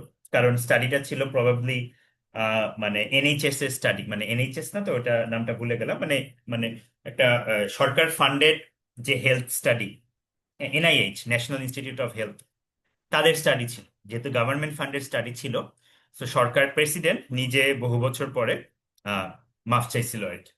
সো বেসিক্যালি আইআরবি কনসেপ্টটা সেখান থেকেই আসছে। সো এটার সামারি কি? সামারি হচ্ছে যে আমাদের আইআরবি অ্যাপ্রুভাল লাগবে, ঠিক আছে। হাউএভার আমরা এই কোর্সের জন্য যেসব কাজকর্ম করব সেটার জন্য আসলে আইআরবি লাগবে না। কি আপনারা হাইলাইটেড পার্টটা দেখেন, an IRB approval needs to be obtained only if the results of a research work are widely published or presented at an external venue. Think of a few cases where you don't need IRB approval. Class অ্যাসাইনমেন্টে IRB approval লাগবে না, কারণ class অ্যাসাইনমেন্টটা আপনি খালি আমার কাছেই দিচ্ছেন, আমি সেটা গ্রেডিং করতেছি। কিন্তু আপনার ক্লাস অ্যাসাইনমেন্টটা যদি এত ভালো হয় যেটা আমরা পাবলিকেশনের জন্য দিব, তখন কিন্তু আমার আইআরবি নিতে হবে, কারণ পাবলিকেশন মানে এটা এক্সটার্নাল ভেন্যুতে প্রেজেন্ট করা হবে, তাই না? এটা ওয়াইডলি ডিস্ট্রিবিউট করা হবে, এটার অডিয়েন্স তখন আর খালি আমি না, সবাই, তাই না? সো ক্লাস অ্যাসাইনমেন্টে আইআরবি লাগবে না। তারপর ধরেন একটা কোম্পানি তাদের যে ইন্টারনাল সার্ভে গুলা করে, ধরেন ব্র্যাক যদি কালকে সার্ভে করে যে আমার ফ্যাকাল্টিদের জব স্যাটিসফ্যাকশন কিরকম, এটার জন্য যে সার্ভে করে, সেটাও আসলে আইআরবি লাগবে না, কারণ হচ্ছে এটা তো ইন্টারনাল কাজে ব্যবহার করা হচ্ছে। যে ফ্যাকাল্টিরা যদি স্যাটিসফাইড না হয়, আমি তাহলে তাদের হয়তো একটা কিছু দিব, প্রমোশন দিব বা স্যালারি বাড়ায় দিব। সো তার মানে আমাদের জন্য গুড নিউজ হচ্ছে যে আমাদের ক্লাস প্রজেক্টের জন্য আমাদের আইআরবি লাগবে না, কিন্তু আমরা যদি ইভেনচুয়ালি পেপার করতে চাই আমাদের আইআরবি লাগবে। অলরাইট। সো আপনারা যারা এর আগে যত প্রজেক্ট করছেন, আপনারা এখন চিন্তা করে বুঝতে পারবেন যে যেহেতু বাংলাদেশে আইআরবি ব্যাপারটা অত ছিল না, অনেকেই হয়তো অনেক প্রজেক্ট করে ফেলছে যেটাতে হয়তো আইআরবি দরকার ছিল, বাট আপনারা আইআরবি অ্যাপ্রুভাল হয়তো নেন নাই।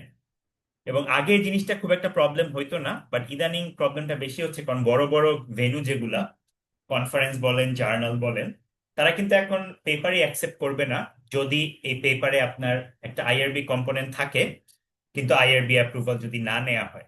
ইনফ্যাক্ট অনেক জার্নালে, অনেক কনফারেন্সে শুধু ইয়েস নো বললেই হয় না, ওই আইআরবির যে অ্যাপ্রুভাল লেটার, সেই লেটারটাও জমা দিতে হয়, অথবা আইআরবির যে অ্যাপ্রুভাল প্রোটোকলের যে নাম্বারটা, সেই নাম্বারটাও জমা দিতে হয়। তো এখানে আরেকটা জিনিস আমি একটু বলতে চাই যে আমি যখন পিএইচডি করতাম তখন আমার পিএইচডি সাইড প্রজেক্ট হিসাবে আমার মনে হলো আমি বাংলাদেশ নিয়ে কিছু কাজ করি, বাংলাদেশ নিয়ে কিছু কাজ করি। তো আমার কাজ যেহেতু পাসওয়ার্ড নিয়ে ছিল, আমি বললাম যে বাংলাদেশের ইউজারদের পাসওয়ার্ড প্র্যাকটিস গুলা কি সেটা নিয়ে আমি একটা কাজ করি। তো সেটা বহু বছর আগে আমি একটা কাজ করি, এবং তখন আমি একটা ভুল করি যে বাংলাদেশে তখন কোনো আইআরবি ছিল না। সেটা হচ্ছে 2013 সালের কাহিনী। 2013 সালে বাংলাদেশে এখন যেরকম আইআরবি আছে, 2013 সালে এরকম আইআরবি ছিল না। তো আমি ভাবছি যে আমি যেহেতু আমেরিকায় ইয়ে করি, আমেরিকার ভিতর কোনো স্টাডি করলে আমার আইআরবি লাগবে। আমি তো স্টাডিটা করছি বাংলাদেশে, আমেরিকার বাইরে। সো আমার আইআরবি লাগবে না। সো আমি একটা স্টাডি করে সুন্দর ডাটা কালেক্ট করে আমি ভাবলাম যে এটা নিয়ে একটা ছোট পেপার লিখি। তো আমার প্রফেসরকে আমি গিয়ে বললাম যে আমি এই কাজটা করছি, ডেটা নিছি, ডেটা বেশ ইন্টারেস্টিং, সো আমি একটা পেপার লিখি। তখন আমার প্রফেসর প্রথম প্রশ্নই করছে যে তোমার কি এই স্টাডির জন্য আইআরবি অ্যাপ্রুভাল আছে? তখন আমি বললাম যে আমার আইআরবি অ্যাপ্রুভাল তো নাই, কারণ এটা তো আমি করছি বাংলাদেশে, আমি তো আমেরিকার ইউজারের ডাটা নিইনি, আমি বাংলাদেশের ইউজারের ডাটা নিচ্ছি। তখন আমার প্রফেসর আমাকে বুঝাইলো যে আইআরবিটা এইভাবে হিসাব করা হয় না। আইআরবি যেটা হিসাব করা হয় সেটা হচ্ছে আপনি কোন ইউনিভার্সিটির সাথে অ্যাফিলিয়েটেড। আমি যদি আমেরিকার কোনো ইউনিভার্সিটির সাথে অ্যাফিলিয়েটেড হই, আমার ডেটাটা আমি সেটা বাংলাদেশে কালেক্ট করলাম, না সোমালিয়াতে কালেক্ট করলাম, না মার্সে গিয়ে কালেক্ট করলাম, আমার আর্লিংটন ইউনিভার্সিটির বা ইউএস এর যে ইউনিভার্সিটি, আমার নিজের ইনস্টিটিউশনের আইআরবি অ্যাপ্রুভাল লাগবে। কারণটা কি? কারণটা উনি যেটা আমাকে বুঝাইলো, এই আইআরবি অ্যাপ্রুভালটা আপনার অ্যাপারেন্টলি মনে হচ্ছে এটা আপনার কাজটাকে থামায় দিচ্ছে না, দেরি করায় দিচ্ছে। যে একটা আইআরবি অ্যাপ্রুভাল নিতে আমার 1-1.5 মাস সময় লাগতেছে, এক্সট্রা খাটেনি। কিন্তু বেসিক্যালি আইআরবির আরেকটা সাইড হচ্ছে IRB protects you as a researcher. হ্যাঁ, আইআরবি আপনাকে কিন্তু প্রোটেক্ট করতেছে। কেন? কারণ রিসার্চ করতে গিয়ে মানে আনএন্টিসিপেটেড জিনিসপত্র হইতেই পারে, স্পেশালি আমরা যারা সাইবার সিকিউরিটি নিয়ে কাজ করি। যেমন আমরা একটা সাইবার সিকিউরিটি কাজ করতেছি যেখানে আমরা পেমেন্ট গেটওয়ে সিস্টেম নিয়ে কাজ করতেছি, যে আমাদের যে ক্রেডিট কার্ডগুলো আছে সেই ক্রেডিট কার্ডগুলো কিন্তু একটা প্যাটার্ন ফলো করে আপনার নাম্বারগুলো জেনারেট করা হয়, এবং এটা নিশ্চিত একটা কিছু আছে। সো আমি এখন এটা নিয়ে কাজ করব যে ইউজাররা এই credit card fake number generate করতে পারে কিনা। তো এখন যদি আমি এই কাজটা আমি যদি যদিও এখানে হিউম্যান কম্পোনেন্ট নাই, বাট এই কাজটা করতে গিয়ে আমি দেখা গেল যে কোনো একটা পেমেন্ট গেটওয়ে সিস্টেম নিয়ে আমি টুইক করতেছি, তাই না? তো কোনো একটা পেমেন্ট গেটওয়ে সিস্টেমে যে আমি টুইক করতে যাই, তখন যদি যাদের এটা প্রোপ্রাইটারি সম্পত্তি, তারা যদি দেখে যে না, মানে এখানে কেউ একজন কিছু একটা করার চেষ্টা করতেছে, তাই না? তো তারা যদি তখন এটা বুঝতে পারে যে আমরা করতেছি, তারা যদি এখানে এসে একটা লসুট বা কিছু করে, তো আইআরবি নেওয়া থাকলে যেটা হয় সেটা হচ্ছে ইউনিভার্সিটি তখন আপনাকে প্রোটেক্ট করবে। ঠিক আছে? এই যে আপনি কোনো একটা স্টাডি করতে গেলেন, ধরেন সাইবার সিকিউরিটিতে এটা খুব একটা হয় না, বাট আপনার মেডিকেল সাইকোলজি, যে ধরেন কাউকে একটু দৌড়াইতে বলতেছে, দৌড়াইতে গেলে সে হয়তো পড়ে গেল। ঠিক আছে? তো এই যে মানে আনএন্টিসিপেটেড যে ব্যাপারগুলো হয়, আইআরবি নেওয়া থাকলে তখন কিন্তু ইউনিভার্সিটি এসে আপনাকে প্রোটেক্ট করবে যে না, এই ছেলেটা বা এই স্টুডেন্টটা, এই মেয়েটা মানে রিসার্চের জন্যই কাজটা করতেছে, এবং as a university we are aware যে সেই কাজটা করতেছে, এবং অ্যাক্সিডেন্ট তো হইতেই পারে, তাই না? তখন কিন্তু আপনি বেঁচে যাবেন, আপনার উপর লায়াবিলিটিটা আসবে না যদি এই আইআরবিটা নেওয়া থাকে। সো ওই ঘটনাটা আমার প্রফেসর আমাকে ব্যাখ্যা করলো যে তুমি যদি, তার মানে আপনারা যদি ব্র্যাকের অ্যাফিলিয়েটেড হন, আপনারা যেই রিসার্চই করেন, মানে আইআরবির, আমরা যদি বাই বুক আইআরবি করতে চাই, আপনি যদি ইউনিভার্সিটি অফ মিসিসিপির সাথেও কোলাবোরেশন করেন, ইউনিভার্সিটি অফ মিসিসিপির আইআরবিটাও আপনাকে নিয়ে ব্র্যাকের আইআরবির কাছে জমা দিয়ে বলতে হবে যে দেখো, আমি কোলাবোরেশন করছি, এই কোলাবোরেশনের মেইন পার্টনার হচ্ছে মিসিসিপি, আর আমি হচ্ছি এটার কোপিআই। তার মানে আপনার লোকাল ইনস্টিটিউশনে কিন্তু জানা থাকতে হবে যে আপনি এই প্রজেক্টে কাজ করতেছেন। যদিও প্র্যাকটিক্যাল কারণে এইটা ফলো করা, মানে পুরোপুরি বাই দ্য বুক ফলো করাটা একটু কঠিন হয়ে যায়, এবং বাংলাদেশে বসে এই কাজটা আসলেই কঠিন। কেন কঠিন আমি আপনাদেরকে বলি। বিদেশে আইআরবি হচ্ছে ফ্রি। আপনি যদি একটা অর্গানাইজেশনে অ্যাফিলিয়েটেড থাকেন, আপনি যতগুলো আইআরবি প্রোটোকলই লেখেন, ইউনিভার্সিটির দায়িত্ব হচ্ছে ওটা রিভিউ ফ্রিলি করে দেওয়া। বাংলাদেশে কিন্তু আইআরবি ব্র্যাকে ফ্রি না। আইআরবি এক একটা প্রোটোকলের জন্য আমাদের 15,000 টাকা দেয়া লাগে। তো এমনিতেই তো আমাদের রিসার্চ ফান্ড কম, তার উপর একটা প্রজেক্ট করব, তার জন্য আমার 15,000 টাকা। এবং নিয়মটা হচ্ছে আইআরবির অ্যাপ্রুভালটা নিতে হয় ডেটা কালেকশন শুরু করার আগেই। তার মানে আপনার অ্যাপ্রুভাল নিয়ে আপনি ডেটা কালেকশন শুরু করবেন। সো আমার 15,000 টাকা দিয়ে যদি আমি একটা আইআরবি লিখি, তারপরে আমি যদি ডেটা কালেকশন করে দেখি ডেটা ঠিক মতো আসে নাই, মানে ডেটাটা যেরকম এক্সপেক্ট করছিলেন ওরকম আসে নাই, তাহলে তো ওটা দিয়ে আসলে পেপারও হবে না, কেন খামাখা আমার 15,000 টাকা নষ্ট হলো। এরপরে আরো প্রবলেম আছে যে আইআরবি যারা রিভিউ করে সে কমিটির লোকজন কম। একটা আইআরবি প্রোটোকল অ্যাপ্রুভ হইতে 1-1.5 মাস লেগে যায়। তারপরে সে 1-1.5 মাসটাও আসলে আপনার সময় মানে গুতাইতে হয় আর কি। তারপরে এখানে ব্যাপার আছে, আইআরবি তে সব টাইপের এক্সপার্ট নাই। যেমন আমার একটা প্রজেক্ট ছিল যেখানে আমরা মাইনর নিয়ে কাজ করছি। মাইনরের ব্যাপারটা আমি একটু পরে আসবো। যাদের বয়স 18-র কম, তাদের আইআরবি কিন্তু অনেক বেশি রিগোরাস হয়। তো ব্র্যাক থেকে আমি যখন এরকম একটা প্রোটোকল ইয়ে করলাম, আমার ব্র্যাকের আইআরবি যে কারেন্টলি ব্র্যাকের আইআরবির যে চেয়ার, উনি হচ্ছেন আমাদের MN MNS, math and natural সায়েন্সের প্রফেসর। তো ইউজুয়ালি এটা আপনার বায়োলজি রিলেটেড লোকজন বেশি হয়। সো আমাদের কারেন্ট আইআরবির যে হেড, উনি হচ্ছে আপনার এই সাবজেক্টের নাম কি আমি ভুলে গেলাম, মানে বায়োটেক টাইপ, বায়োটেকনোলজি বা এরকম কিছু একটা। মানে উনি হচ্ছে এমএনএস এর আন্ডারে, মানে আমাদের আমাদের কলেজের আন্ডারে। সো ওই প্রফেসর আমাকে বললেন যে এটা তো আসলে একটু স্পেসিফিক, এইটা চেক করার মতো মানে মানুষ আমাদের নাই। তো উনি আমাকে অ্যাডভাইস করলেন যে আপনারা জেপি গ্র্যান্টের আইআরবি নেন। জেপি গ্র্যান্ট কি আপনারা সবাই জানেন, যে ব্র্যাকের একটা খুবই ফেমাস পাবলিক হেলথ স্কুল আছে, পাবলিক হেলথ স্কুল, এবং ওরা ফ্রিকোয়েন্টলি এইসব ডেটা কালেক্ট করে। তো আমি তখন জেপি গ্র্যান্টের ওয়েবসাইটে গেলাম। জেপি গ্র্যান্টের ওয়েবসাইটে গিয়ে দেখি আরো ঝামেলা বাঁধায় রাখছে। ব্র্যাকের যেটা 15,000 টাকা, জেপি গ্র্যান্টের সেই ফিটা হচ্ছে 40,000 টাকা। 40,000 টাকা ফি। আপনি যদি ব্র্যাকের ফ্যাকাল্টি হন তাহলে তারা মনে হয় 5,000 টাকা না কত টাকা কমায়। আচ্ছা, ভালো কথা। তো ওইখানে আবার একটা কথা বলা আছে, যদি মাস্টার্স এর থিসিস স্টুডেন্ট হয় তাহলে এই আইআরবিটা পুরাপুরি ওয়েভ।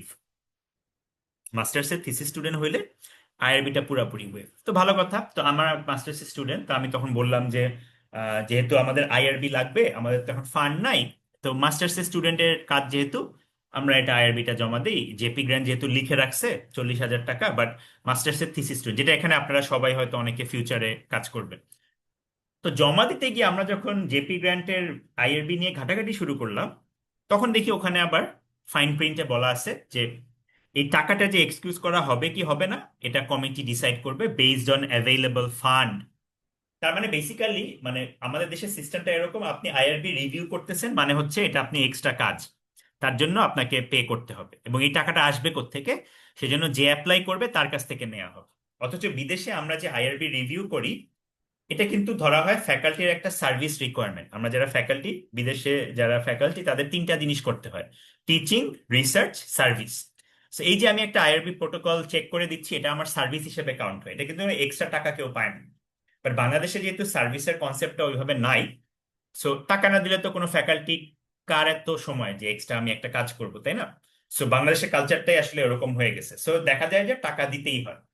এবং এইটা নিয়ে বহুবার বলা হয়েছে যে এই টাকাটা ইউনিভার্সিটি রিসার্চ ফান্ড থেকে কেন দেয়া হবে না, কিন্তু আলোচনা শেষে ঘুরে ফিরে এখানেই আসে যে এই টাকাটা ডিপার্টমেন্ট দিয়ে দিবে। এখন ডিপার্টমেন্ট দিয়ে দিবে, ধরেন আমি এখন কারেন্টলি প্রজেক্ট রান করতেছি, ধরেন 10 থেকে 15টা প্রজেক্ট আমার এরকম আছে। এখন প্রত্যেকটা প্রজেক্টের জন্য যদি আমি 15,000 টাকা করে ডিপার্টমেন্টের কাছে চাই, তাহলে তো 1 বছরে আমার প্রায় 2.25 লাখ টাকা আমার চলে যাবে হচ্ছে আইআরবি ফি এর জন্য। এটা তাও হচ্ছে আমার ডেটা কালেকশন শুরু করার আগেই। হ্যাঁ, তো ডেটা কালেকশন তো পরের কথা, আমি তো এখন ওই পার্টে আসি নাই যে পার্টিসিপেন্টদের আমি কম্পেনসেশন দিব। হ্যাঁ, পার্টিসিপেন্টদের স্টাডিতে আসতেছে, আমাদের বহু পেপারে এরকম রিভিউ আসে যে তোমরা পার্টিসিপেন্টকে কেন কম্পেনসেট করো নাই। হ্যাঁ, এটা তো তোমাদের ডেটাটাকে উইক করে দিচ্ছে, কারণ পার্টিসিপেন্টরা ইনাফলি মোটিভেটেড ছিল না, তুমি তাদেরকে কোনো টাকা পয়সা দেওয়া নাই। হ্যাঁ, সো ওইটা আমি পরে আসতেছি যে কম্পেনসেশন বা জিনিসপত্র। আমার প্রথম তো হচ্ছে আইআরবি। সো আমরা যেটা করি যে আমরা, এবং আপনারাও এই প্রবলেমটা ফেস করবেন সবসময়, try to maintain a balance. হ্যাঁ, বাংলাদেশের এনভায়রনমেন্টে ট্রাই ইউর বেস্ট। সবকিছু তো আপনি বাংলাদেশে ওইভাবে করতে পারবেন না। So, আমরা যেটা করি, আমি যেটা করছি, যেটাকে বলে আমি একটা জেনেরিক আইআরবি বানাইছি। হ্যাঁ, মানে একটা আইআরবির ভিতরই আমি বলে দিছি যে আমি সার্ভে টাইপ কাজ করব, আমি ইন্টারভিউ টাইপ কাজ করব। হ্যাঁ, আমি হচ্ছে আপনার কি বলে এই এক্সপেরিমেন্টাল স্টাডি করব। তো আমার প্রথম যে আইআরবিটা বানাইছিলাম, ওখানে এক্সপেরিমেন্টাল স্টাডি পার্টটা ওইভাবে বলা হয়নি। তো এই কারণে দেখা গেছে যে আমার এক্সপেরিমেন্টাল স্টাডি করতে হইলে আমার অন্য একজন ফ্যাকাল্টি, যে ফ্যাকাল্টির ওই আইআরবিটা আছে, তার সাথে আমার গিয়ে কোলাবোরেশন করতে হচ্ছে।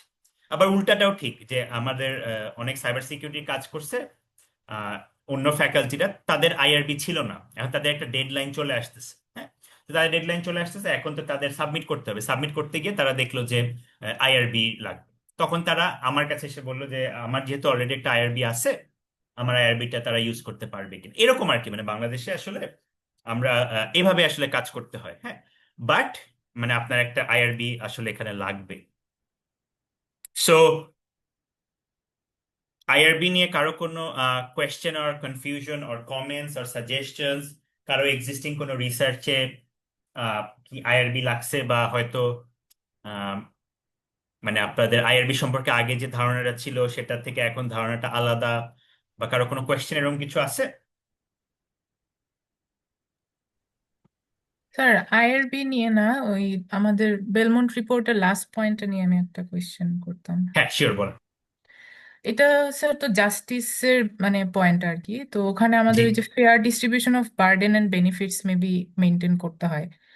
তো রাইট।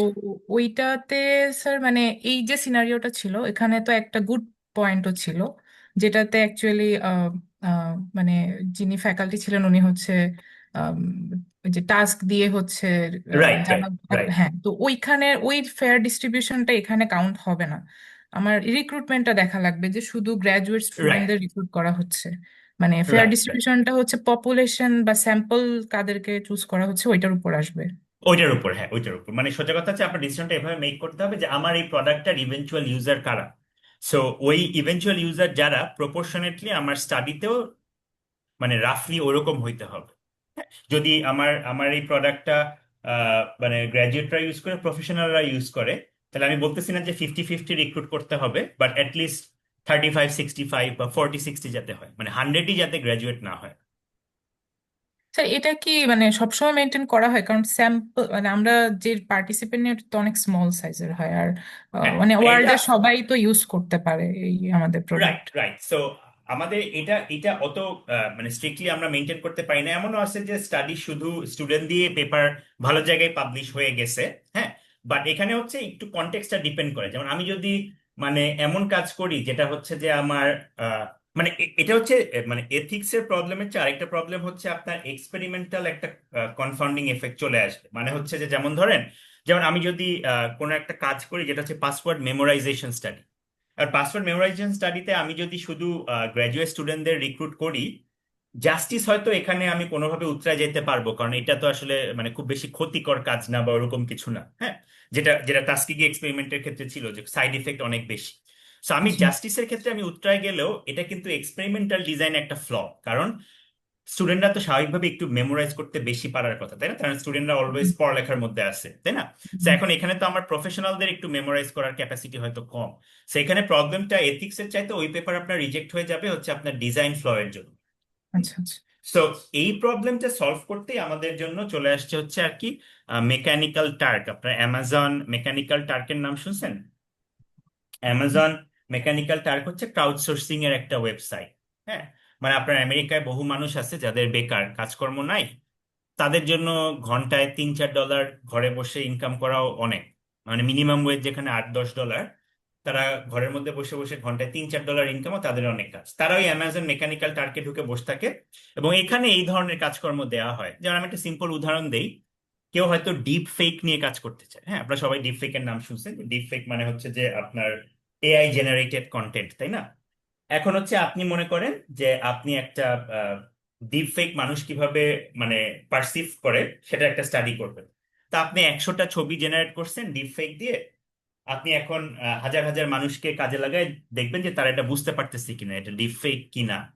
তো এই কাজটা কিন্তু আপনি একজন যারা মেকানিক্যাল টার্কে বেকার বসে থাকে ঘন্টায় $3-4 আশায়, তাদেরকে যদি আপনি বলেন যে আপনাকে 100টা ছবি দেখতে হবে, 100টা ছবি দেখে কোনটা ডিপ ফেক আর কোনটা হচ্ছে আপনার না, এটা আপনার কমেন্ট করতে হবে। এরকম 100টা যদি আপনি করেন, 100টা করতে হয়তো আপনার 1 ঘন্টা লাগবে, আমি আপনাকে $3 দিলাম। সো এই জাতীয় মানুষগুলাকে দিয়ে আমরা এখন এই কাজ মানে মেকানিক্যাল টার্ক করি, যেটা হয় এই ক্রাউড সোর্সিং। সোজা কথা হচ্ছে এগুলা ক্রাউড সোর্সিং ওয়েবসাইট। এখন এগুলা যে শুধু বেকার মানুষরা করে তা না, অনেক মানুষই আছে সাইড ইনকামের জন্য আপনার ধরেন ক্রাউড সোর্সিং ওয়েবসাইটে ঢু মারে। হ্যাঁ, এটা স্টুডেন্ট এবং এটা রিসার্চে দেখানো হয়েছে যে ক্রাউড সোর্সিং ওয়েবসাইট গুলো সব টাইপের মানুষই ইউজ করে।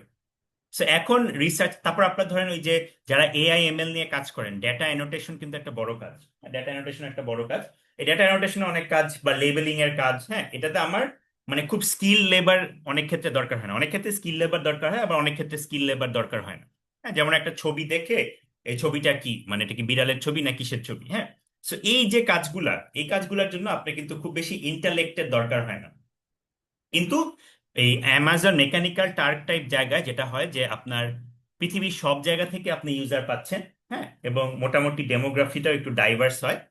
সো এখন কিন্তু রিসার্চের একটা বড় অংশ এইসব ক্রাউড সোর্সিং ওয়েবসাইটে হয়। আপনি রিসার্চে যে কাজটা করতে হবে সেটাকে একটা অনলাইন টাস্ক হিসেবে ছেড়ে দেন এবং এটা বলা হয় একটা সার্টেন অ্যামাউন্ট অফ রিওয়ার্ড ঘোষণা করা হয়। সো আমি পাসওয়ার্ডে যখন আসবো তখন আমার একটা পেপার সবাইকে দেখাবো যেটা হচ্ছে লকাই মোশন।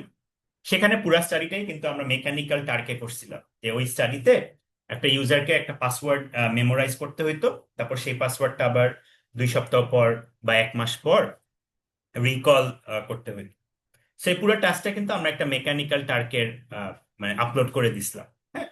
এবং এখানে কিন্তু অনেক ঝামেলা আছে। আপনি যখন মেকানিক্যাল টার্কে আপলোড করবেন, জিনিসটা কিন্তু আপনার টেস্টিংটা খুব ভালোভাবে করতে হবে, কারণ যে ইউজার মেকানিক্যাল টার্ক ইউজ করতেছে সে কিন্তু কি ধরনের কম্পিউটার ইউজ করতেছে, কি ধরনের রেজলিউশন ইউজ করতেছে, কি ধরনের ওএস, আপনারা কিন্তু সেটা জানেন না। তার মানে আপনার ফরম্যাটিং থেকে শুরু করে সবকিছুই আপনার কিন্তু অনেক চেক করতে হবে, তাই না? আমরা যদি ল্যাবে ডেকে কাউকে স্টাডি করি, তাহলে তো স্টাডিটা আমাদের ল্যাপটপে আমরা করতেছি, তাই না?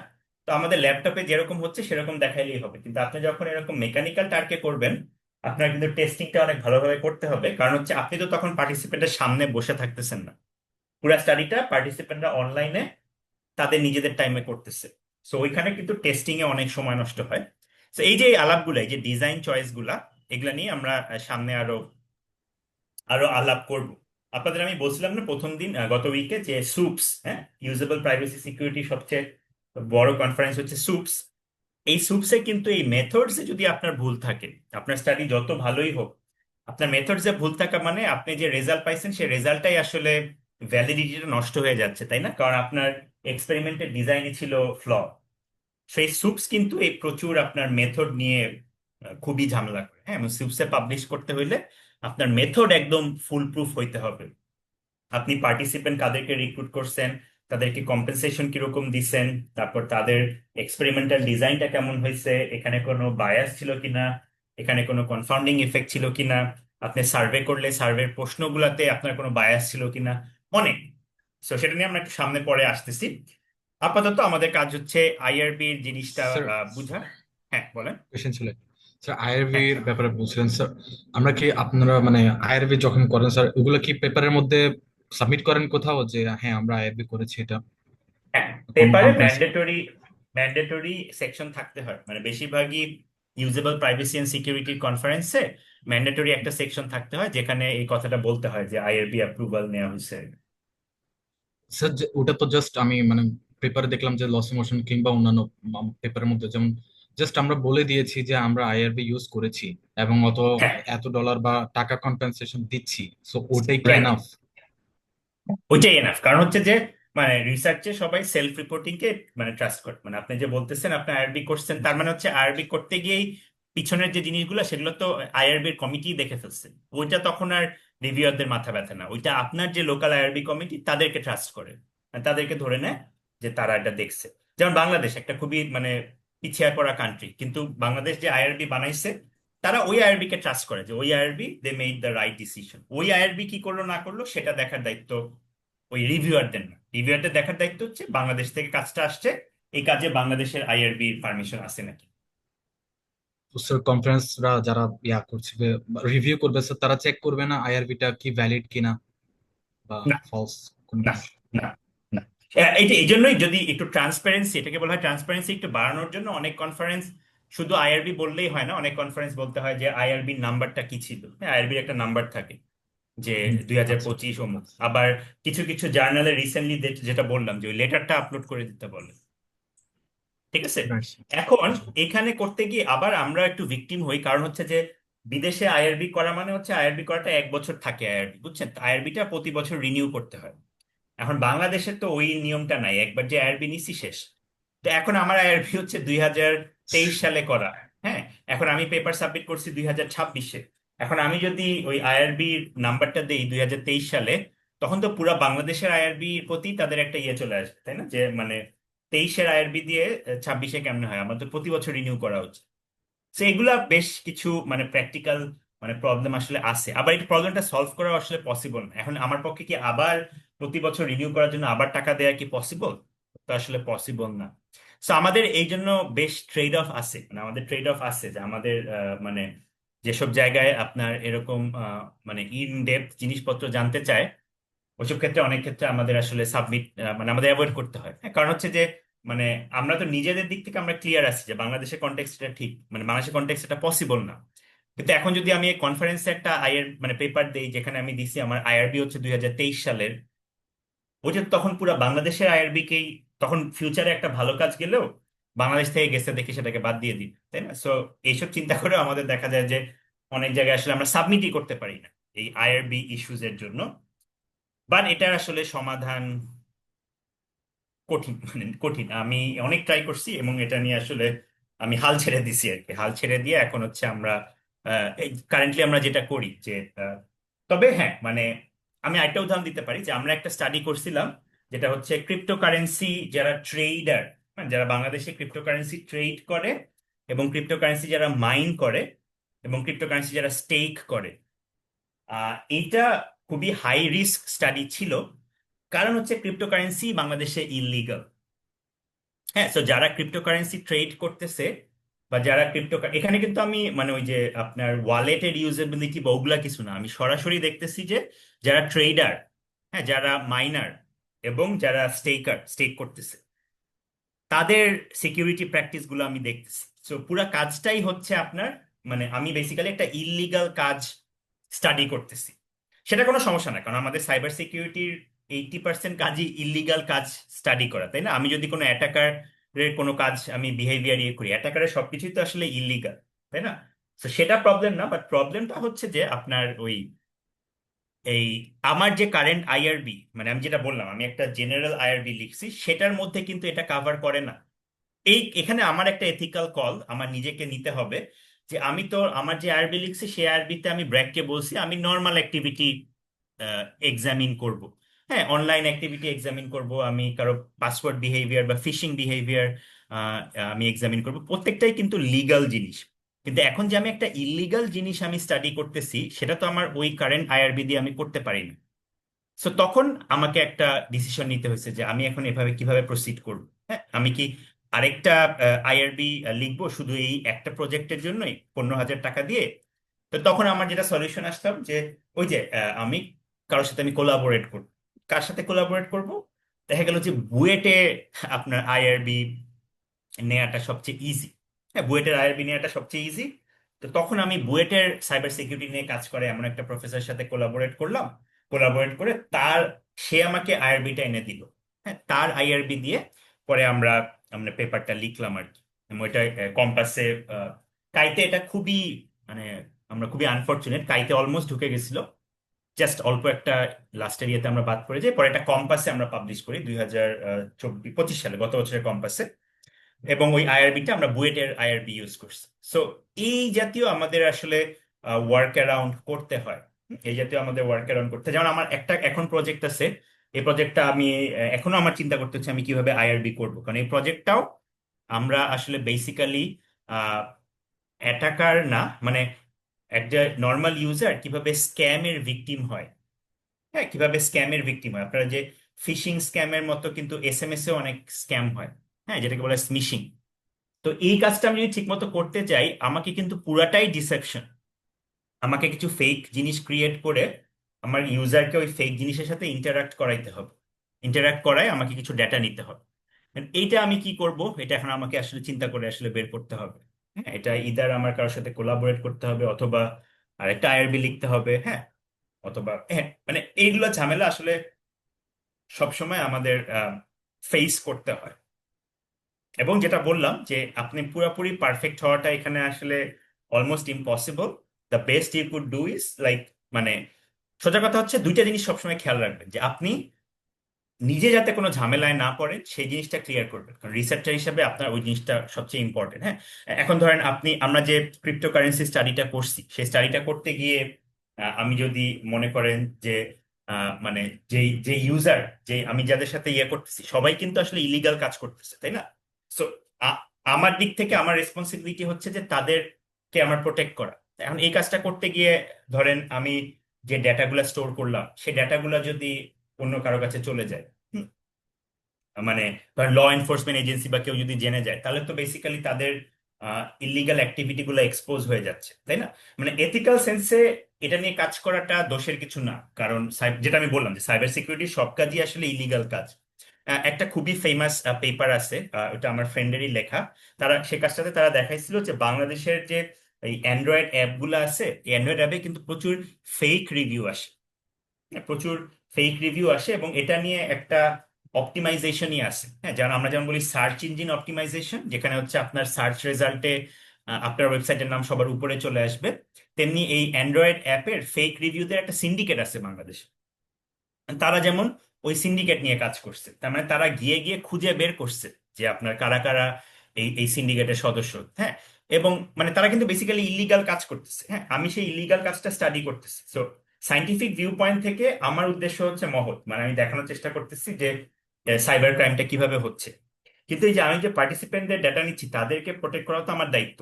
হ্যাঁ, এবং এই স্টাডি করতে গিয়ে কেউ যদি কোনো বিপদে পড়ে যায়, সেই দায়টা তো আমার উপরও আসে।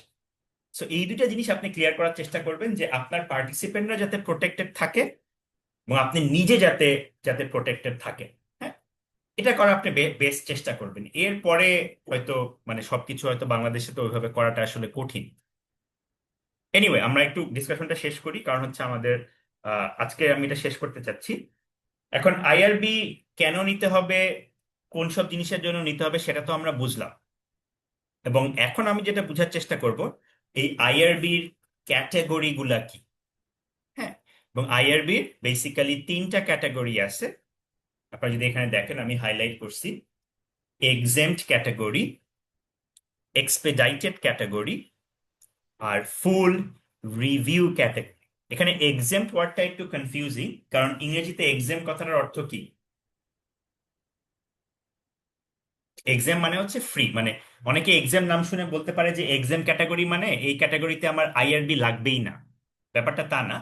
এক্সাম ক্যাটাগরিতে এক্সাম বোঝানো হচ্ছে রিগোরাস আইআরবি রিভিউ লাগবে না। হ্যাঁ, এক্সাম ক্যাটাগরিতে আইআরবি রিভিউটা খুবই মিনিমাম হয়, আর এক্সপেডাইটেড ক্যাটাগরিতে রিভিউটা আরেকটু স্ট্রিক্ট হয়, আর ফুল রিভিউ ক্যাটাগরিতে রিভিউটা অনেক বেশি স্ট্রিক্ট হয়।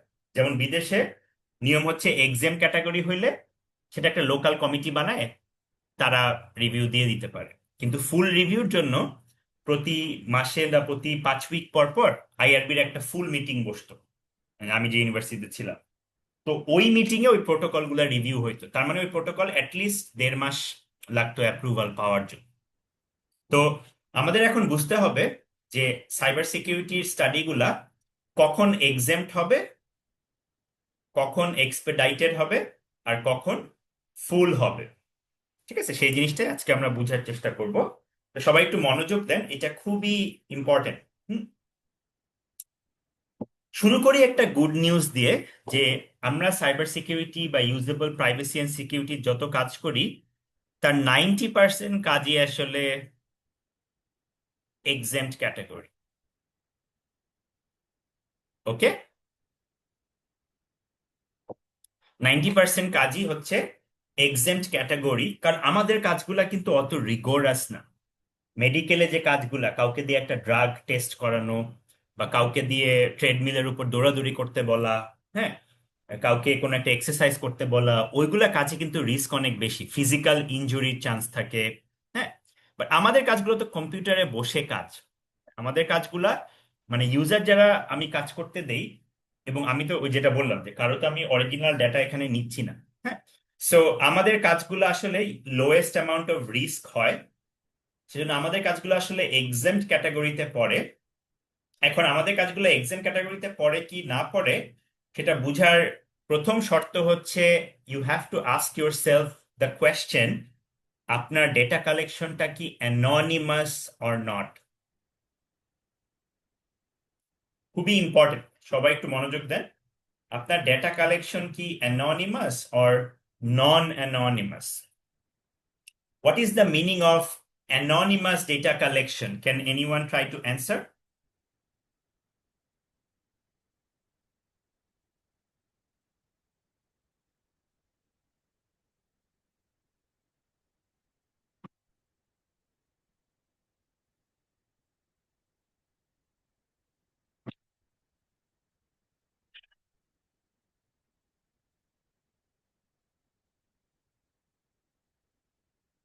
So অ্যানোনিমাস ডেটা কালেকশন হচ্ছে যে প্রাইভেসিতে একটা টার্ম আছে PII, personally identifiable information. Personally identifiable information. আপনার ডেটাতে যদি কোনো পিআইআই কম্পোনেন্ট থেকে থাকে, আপনি যদি পার্টিসিপেন্টের নাম, অ্যাড্রেস, স্টুডেন্ট আইডি, এগুলা যদি কোনো কিছু আপনার ডেটাতে থেকে থাকে,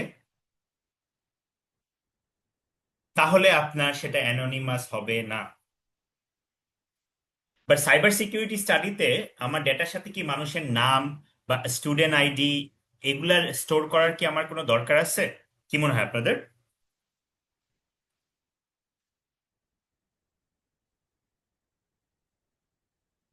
আচ্ছা, আমার কথা কি শুনতে পাচ্ছেন? জি স্যার, শোনা যাচ্ছে। আচ্ছা, তো সাইবার সিকিউরিটি স্টাডিতে কিন্তু আমাদের কারো নাম, স্টুডেন্ট আইডি বা তার ডেজিগনেশন এগুলোর দরকার নাই। হ্যাঁ, আমরা খালি স্টোর করি হচ্ছে আমাদের এইজ। হ্যাঁ, আমরা এইজ স্টোর করি, জেন্ডার হয়তো স্টোর করি, তো এজ আর জেন্ডার এগুলা কিন্তু পার্সোনালি আইডেন্টিফায়াবল ইনফরমেশন না। আমি যদি বলি যে 32 বছর বয়সের একজন মেল, সেটা দিয়ে তাকে পার্সোনালি বের করা যাবে না। সো আমাদের স্টাডিতে সবগুলা স্টাডি আসলে অ্যানোনিমাস হয়। আপনার যখন এভাবে চিন্তা করবেন ব্যাপারটা, যে আমি যে ডেটাটা যেখানে রাখছি আমার স্টাডির, এই ডেটাটা যদি কোনোভাবে হ্যাক হয়ে যায়, এই ডেটাটা যদি কোনোভাবে ব্রিচ হয়, তাহলে কি আমি যাদের ডেটাটা নিছি তারা কোনো ক্ষতির সম্মুখীন হবে কিনা পার্সোনালি? মানে আমার বললাম না ওই যে আপনার নিজেকে তো প্রোটেক্ট করতে হবে, আপনার আপনার পার্টিসিপেন্টদেরকেও প্রোটেক্ট করতে হবে। সো আমি যেমন একটা পাসওয়ার্ড স্টাডির ডেটা নিচ্ছি, যেখানে একটা ইউজার ফার্স্ট সেশনে রেজিস্ট্রেশন করতে কত সময় নিছে, সেকেন্ড সেশনে লগ ইন করতে কত সময় নিছে, সে লগ ইনে সাকসেসফুল হয়েছে কি হয় নাই, এইগুলা ডেটা স্টোর করছি, এবং কারো নাম ঠিকানা সেখানে নাই P1 P2 দিয়ে। তো এই ডেটা যদি চুরিও হয় বা আমার কাছ থেকে যদি ব্রিচ করে কেউ নিয়েও নেয়, সেটা কি আমার কোনো সাবজেক্টকে কোনো ঝামেলায় ফেলাবে? না sir. The answer is no, তাই না? সো তার মানে এইটা লোয়েস্ট অ্যামাউন্ট অফ রিস্ক।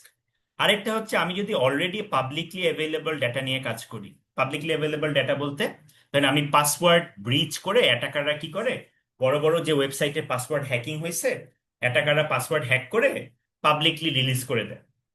তার মানে ওই ডাটাটা অলরেডি পাবলিকলি অ্যাভেলেবল। ঠিক আছে? সো এইগুলা নিয়ে আমি যদি কাজ করি, তাহলে সেই স্টাডিটা এক্সাম্পট ক্যাটাগরিতে পড়ে, সেগুলা বলা হয় রিস্কের অ্যামাউন্ট মিনিমাম। এবং এই কারণে একটা বড় ইচ্ছা থাকা সত্ত্বেও আমরা কিন্তু ওই ডার্ক ওয়েব কে আমাদের রিসার্চের কাজে আমরা লাগাইতে পারি না।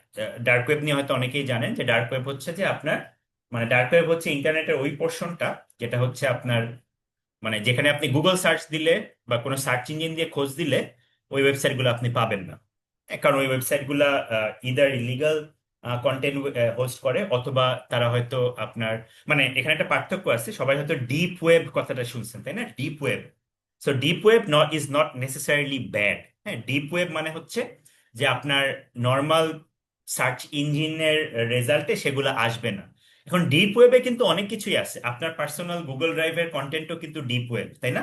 আপনার পার্সোনাল গুগল ড্রাইভে যদি একটা ফাইল থাকে যে মাই পিকনিক পিকচার্স, হ্যাঁ, সো আমি যদি মাই পিকনিক পিকচার্স দিয়ে সার্চ দেই, তাহলে কিন্তু আপনার ওই গুগল ড্রাইভের ফাইলটা আসবে না, কারণ সেটা আপনার পার্সোনাল ড্রাইভে, সেটা এনক্রিপ্টেড বা যাই হোক প্রোটেক্ট করা আছে। So deep web is not necessarily bad, but deep ওয়েবের একটা পোর্শন হচ্ছে ইলিগাল, যেটাকে আমরা বলি ডার্ক ওয়েব। হ্যাঁ, যে ডার্ক ওয়েবে পাসওয়ার্ড কেনা বেচা হয়, হ্যাঁ, মানে হ্যাক করা পাসওয়ার্ড কেনা বেচা হয়, যে ডার্ক ওয়েবে আপনার বিভিন্ন ক্রিমিনাল হায়ার করা হয়, হ্যাঁ, যে ডার্ক ওয়েবে আপনার বিভিন্ন আপনার ইলিগাল কাজকর্মের জন্য বিড হয়।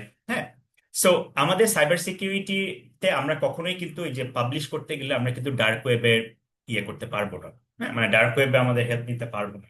ইনফ্যাক্ট আমি যদি ডার্ক ওয়েব নিয়েও স্টাডি করতে চাই, it could be a really interesting study, যে আমি ডার্ক ওয়েবে যারা যায় বাংলাদেশে ভিজিট করে, এবং বাংলাদেশে প্রচুর মানুষ ডার্ক ওয়েবে যায়।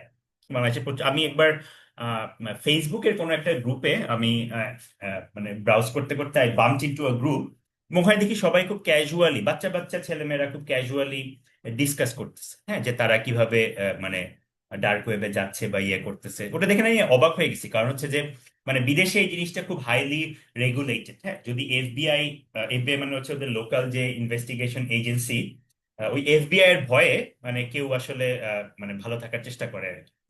কিন্তু বাংলাদেশে তো আসলে ওইসবের খুব একটা বালাই নেই। হ্যাঁ, সো বাংলাদেশে অ্যাক্টিভিটি অনেক বেশি। তো এই স্টাডিটা কিন্তু এই ক্রিপ্টোকারেন্সি যারা ডিল করে তাদের চেয়েও কঠিন, মানে তাদের চেয়েও হায়ার রিস্ক স্টাডি। কারণ হচ্ছে যে এখানে মানে ক্রিপ্টোকারেন্সি যারা ট্রেড করছে তারা জাস্ট লোকাল একটা ল ব্রেক করতেছে। হ্যাঁ, মানে লিগালি তারা খারাপ কাজ করছে, কিন্তু এথিক্যালি জিনিসটা হয়তো খারাপ না। যে ক্রিপ্টোকারেন্সি জাস্ট ট্রেডিং, তাই না? আমি যে স্টক যেরকম ট্রেডিং করি, এখানে দুইটা জিনিস, একটা হচ্ছে যে একটাকে বলা হয় সিন, আরেকটাকে বলা হয় হচ্ছে আপনার ক্রাইম। হ্যাঁ, ক্রাইম মানে হচ্ছে যে যেটা আপনার রাষ্ট্রের আইনের দৃষ্টিতে খারাপ, সেটাকে আমরা বলতেছি ক্রাইম। আর সিন মানে হচ্ছে যেটা হচ্ছে ধর্মীয়, মানে বিধিবিধানের ক্ষেত্রে খারাপ। হ্যাঁ, সো ধর্মীয় বিধান অনেক সময় লঙ্ঘন করলে রাষ্ট্র হয়তো আপনাকে কোনো পানিশমেন্ট দিবে না, বাট সেটা হচ্ছে ধর্মীয় দিক থেকে খারাপ। তো সেরকম যদি আপনি চিন্তা করেন, ক্রিপ্টোকারেন্সি ট্রেড করাটা হচ্ছে এথিক্যালি হয়তো খারাপ না, কিন্তু রাষ্ট্রের ল এর ক্ষেত্রে সেটা একটা ক্রাইম। কিন্তু ডার্ক ওয়েব যারা ভিজিট করতেছে তারা কিন্তু রাষ্ট্রের ল ভাঙতেছে, তার মানে তারা ক্রাইমও করতেছে, আবার তারা কিন্তু আনএথিক্যাল কাজও করতেছে, কারণ ডার্ক ওয়েবের বেশিরভাগ কাজই হচ্ছে আনএথিক্যাল। সো এই কারণে এটা নিয়ে প্রচন্ড ইন্টারেস্ট থাকা সত্ত্বেও এটা নিয়ে আসলে স্টাডি করাটা পসিবল না, simply because the risk is too high, তাই না, রিস্কটা অনেক বেশি। সো এটা হচ্ছে আমাদের প্রথম ক্যাটাগরি, যেটা আমি বললাম যে আমাদের 90% স্টাডি এক্সাম ক্যাটাগরিতে চলে যায়। তাহলে সেকেন্ড ক্যাটাগরি কোনটা? সেকেন্ড ক্যাটাগরিটা হচ্ছে এক্সপেডাইটেড। একটু কেয়ারফুলি সবাই খেয়াল করেন, এক্সেম্পটের সাথে এক্সপেডাইটের পার্থক্য হচ্ছে এক্সেম্পটের ডেটা কালেকশন ছিল অ্যানোনিমাস, আর এক্সপেডাইটেড ডেটা কালেকশন হচ্ছে নট অ্যানোনিমাস।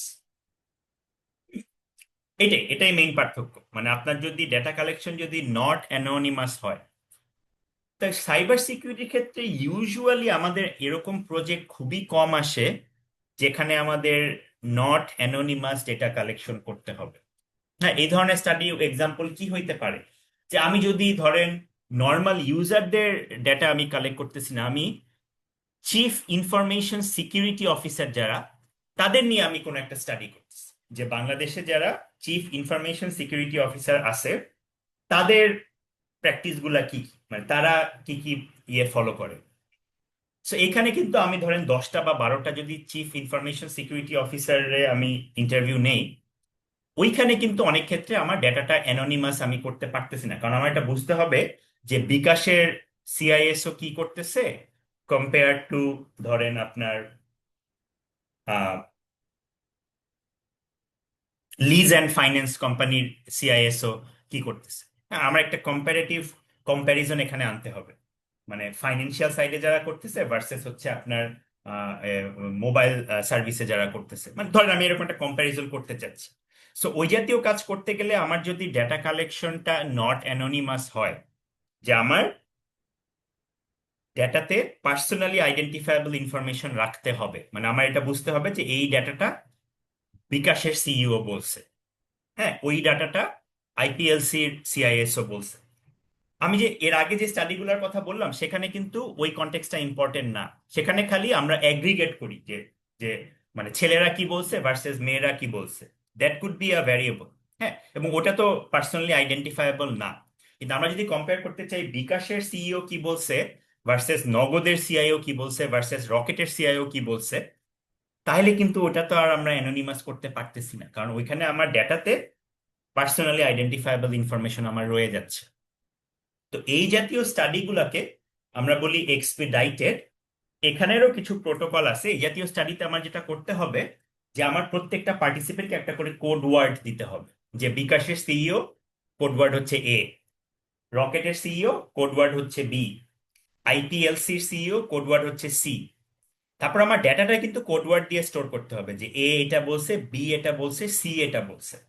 এবং এখানে নিয়মটা হচ্ছে যে এ যে বিকাশ, বি যে নগদ, আর সি যে আইপিএলসি, এই ম্যাপিংটা আমার অন্য আরেকটা জায়গায় স্টোর করে রাখতে হবে।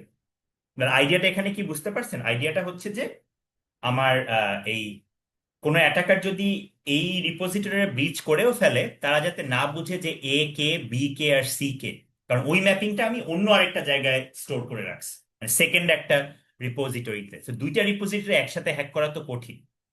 আবার এখানে আরো কিছু ব্যাপার আছে, আমার ডেটাতে অনেক সময়ই মানে পার্সোনাল আইডেন্টিফায়াবল ইনফরমেশন থেকে যায়। যেমন আপনি একটা ইন্টারভিউ স্টাডি নিছেন, কেউ ওখানে বলে দিচ্ছে যে আমি যখন 2022 সালে ব্র্যাকের টিম লিডার ছিলাম কোনো একটা কিছু, তাই না? ওইটা কিন্তু একটা পার্সোনালি আইডেন্টিফায়াবল ইনফরমেশন। সো আমরা যদি এক্সাম ক্যাটাগরিতে ওইটাকে সাবমিট করতে চাই, তখন আমাদেরকে এটা কনফার্ম করতে হয় যে আমাদের এই এই ডাটাটা যখন আমরা স্টোর করব, তখন এই পার্সোনালি আইডেন্টিফায়াবল ইনফরমেশন গুলা আমরা রিডাক্ট করে দিব। রিডাক্ট করে মানে মুছে দিয়ে আমরা কমপ্লিট ইনফরমেশনটা অন্য জায়গায় রাখবো, যাতে অ্যাটাকার মানে হ্যাক করলেও এক জায়গা থেকে যাতে সবকিছু পেয়ে না যায়। মানে কথা, সোজা কথা হচ্ছে অ্যাটাকারের যাতে পার্টিসিপেন্টের কোনো একটা কোড দেখে তাকে পার্সোনালি আইডেন্টিফাই করতে না পারে।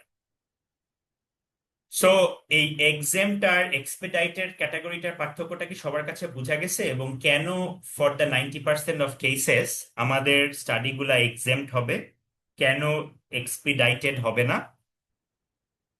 Any question or confusion?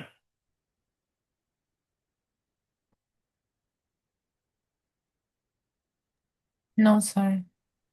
আচ্ছা, ফাইনালি ফুল রিভিউ কিছু ক্রাইটেরিয়া আছে, একটু খেয়াল যদি করেন। আমরা যদি মাইনর সাবজেক্টস নিয়ে কাজ করি, হ্যাঁ, আমরা যদি মাইনর সাবজেক্টস নিয়ে কাজ করি, এবং মাইনর সাবজেক্টস নিয়ে প্রচুর কাজ করার অপশন আছে। বিশেষ করে একটা বড় কাজ করার অপশন হচ্ছে যারা টিনেজার, তাদের সোশ্যাল মিডিয়া বিহেভিয়ার, তাই না? টিনেজাররা টিকটক কিভাবে ইউজ করতেছে, বা টিনেজাররা ফেসবুক কিভাবে ইউজ করতেছে, টিনেজাররা ইনস্টাগ্রাম কিভাবে ইউজ করতেছে। সো টিনেজার বলতে 18-র কম। 18-র কম কাজ আমরা খুবই কম করতে পারি। আমরা রিসেন্টলি একটা 18-র নিচের ইউজারদের কাজ করতেছি। তো সেটার জন্য যেটা বললাম, আমার কারেন্ট আইআরবিটা 18-র নিচেদের জন্য ছিল না, আমাদেরটা ছিল adult. So I had to collaborate with another professor যার আইআরবিটা হচ্ছে 18-র নিচে। সো সাইবার সিকিউরিটি স্টাডি ফুল ক্যাটাগরিতে হবে, ফুল রিভিউ ক্যাটাগরিতে হবে যদি আপনার সাবজেক্ট হয় মাইনর। ওকে। 2 নাম্বার হচ্ছে অ্যাক্সেসিবিলিটি দিয়ে যদি আপনি রিসার্চ করেন, অ্যাক্সেসিবিলিটি রিসার্চ। অ্যাক্সেসিবিলিটি এইচসিআর একটা বড় রিসার্চ, মানে যারা হচ্ছে ফিজিক্যালি আর মেন্টালি ডিসেবল। যেমন অনেকে হয়তো ডিমেনশিয়া আছে, তারা পাসওয়ার্ড মুখস্থ করতে পারে না। হ্যাঁ, অনেকের হয়তো স্কিজোফ্রেনিয়া আছে, হ্যাঁ, তারা নর্মাল সাইবার সিকিউরিটি টাস্ক করতে পারতেছেন, হ্যাঁ, তাদের আপনার হচ্ছে, হ্যালুসিনেশন হচ্ছে। হ্যাঁ, সো এই জাতীয় ইউজারদের জন্য কাজ করতে গেলেও আমার ফুল রিভিউ লাগবে। আরেকটা হচ্ছে ভিডিও আর অডিও টেপ। না, গুড নিউজ হচ্ছে বাংলাদেশের আইআরবি অডিও টেপকে এক্সেম্পটেই অ্যালাউ করে। অডিও টেপ মানে আপনি যদি খালি অডিও করেন, তাহলে বাংলাদেশের আইআরবি গুলো এক্সেম্পটে তাকে অ্যালাউ করে, কিন্তু ভিডিওটা করেন। আমাদের ইউজুয়ালি ভিডিও করা লাগে না, আমরা ইউজুয়ালি অডিও করি। সো আমার মনে হয় এই অডিওটা আসলে আমার বাদ দিয়ে দেওয়া উচিত, যেহেতু আমি বাংলাদেশের কনটেক্সটে বলতেছি আর কি। সো এই লেকচারটা যখন আমি আপলোড করব, আমি অডিও পার্টটা বাদ দিয়ে দিব, কারণ আমি দেখছি যে বাংলাদেশের আইআরবি আপনার অডিও নিয়ে ঝামেলা করে না। সো ভিডিও টেপ করলে সেটা ফুল রিভিউ হইতে হবে, কারণ ভিডিও টেপে তো ক্লিয়ারলি পার্টিসিপেন্ট কে সেটা বোঝা যাচ্ছে, তাই না? এর বাইরে আরো কিছু ফুল রিভিউ হয় যদি আপনি প্রিজনারদের নিয়ে কাজ করতে চান। হ্যাঁ, প্রিজনার বা প্রোটেক্টেড কমিউনিটি, যারা প্রেগনেন্ট উইমেন। হ্যাঁ, সো ওইগুলো আমি ডিটেল এখানে দেই নাই, কারণ প্রেগনেন্ট উইমেন বা প্রিজনারদের নিয়ে সাইবার সিকিউরিটি খুব একটা কাজ হয় না, আনলেস আপনি যদি সাইবার ক্রাইম ইনভেস্টিগেট করতে না চান। সো সামারি হচ্ছে, আমরা যে বেশিরভাগ কাজই করব প্রাইভেসি নিয়ে, বা বিহেভিয়ারাল সাইড নিয়ে, সাইকোলজিক্যাল সাইড নিয়ে, ইকোনমিক্যাল সাইড নিয়ে, এগুলোর সাথে প্রাইভেসি এন্ড সিকিউরিটি সম্পর্ক কি, সেগুলো সাধারণত এক্সেম্পট ক্যাটাগরিতেই আমাদের হয়ে যায়। কোয়েশ্চেন?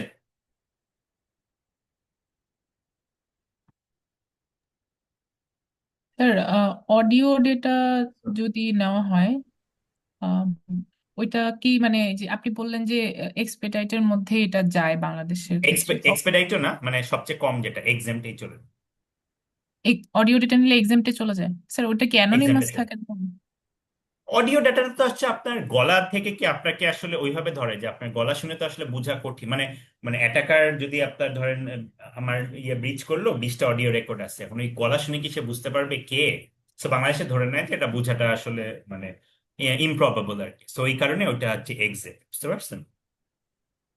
বাট স্যার ফর্মালি তো আমরা এটাকে ফুল রিভিউতেই রাখবো না, মানে আমাদের হ্যাঁ, ফর্মালি মানে সিলেবাস হচ্ছে আপনি মতো। যদি মানে বিদেশে বিদেশে যান, বিদেশের আইআরবি যদি করেন, তখন যেমন আমার মনে আছে যে আমি যখন পিএইচডি করতাম, আমি কোনোটাই আমি অডিও রেকর্ড করতাম না। পিএইচডির সময় আচ্ছা। আমি কোনোটাই অডিও অডিও রেকর্ড আসলে করতাম না। আমার হয়তো ওই আপনার যদি আমার পিএইচডি তো অবশ্য আমার ইন্টারভিউ স্টাডি কম ছিল, আমার সব স্টাডি ছিল এক্সপেরিমেন্টাল, মানে ল্যাব স্টাডি। সো আমার কখনো কিন্তু অডিও রেকর্ড করতে হয় নাই।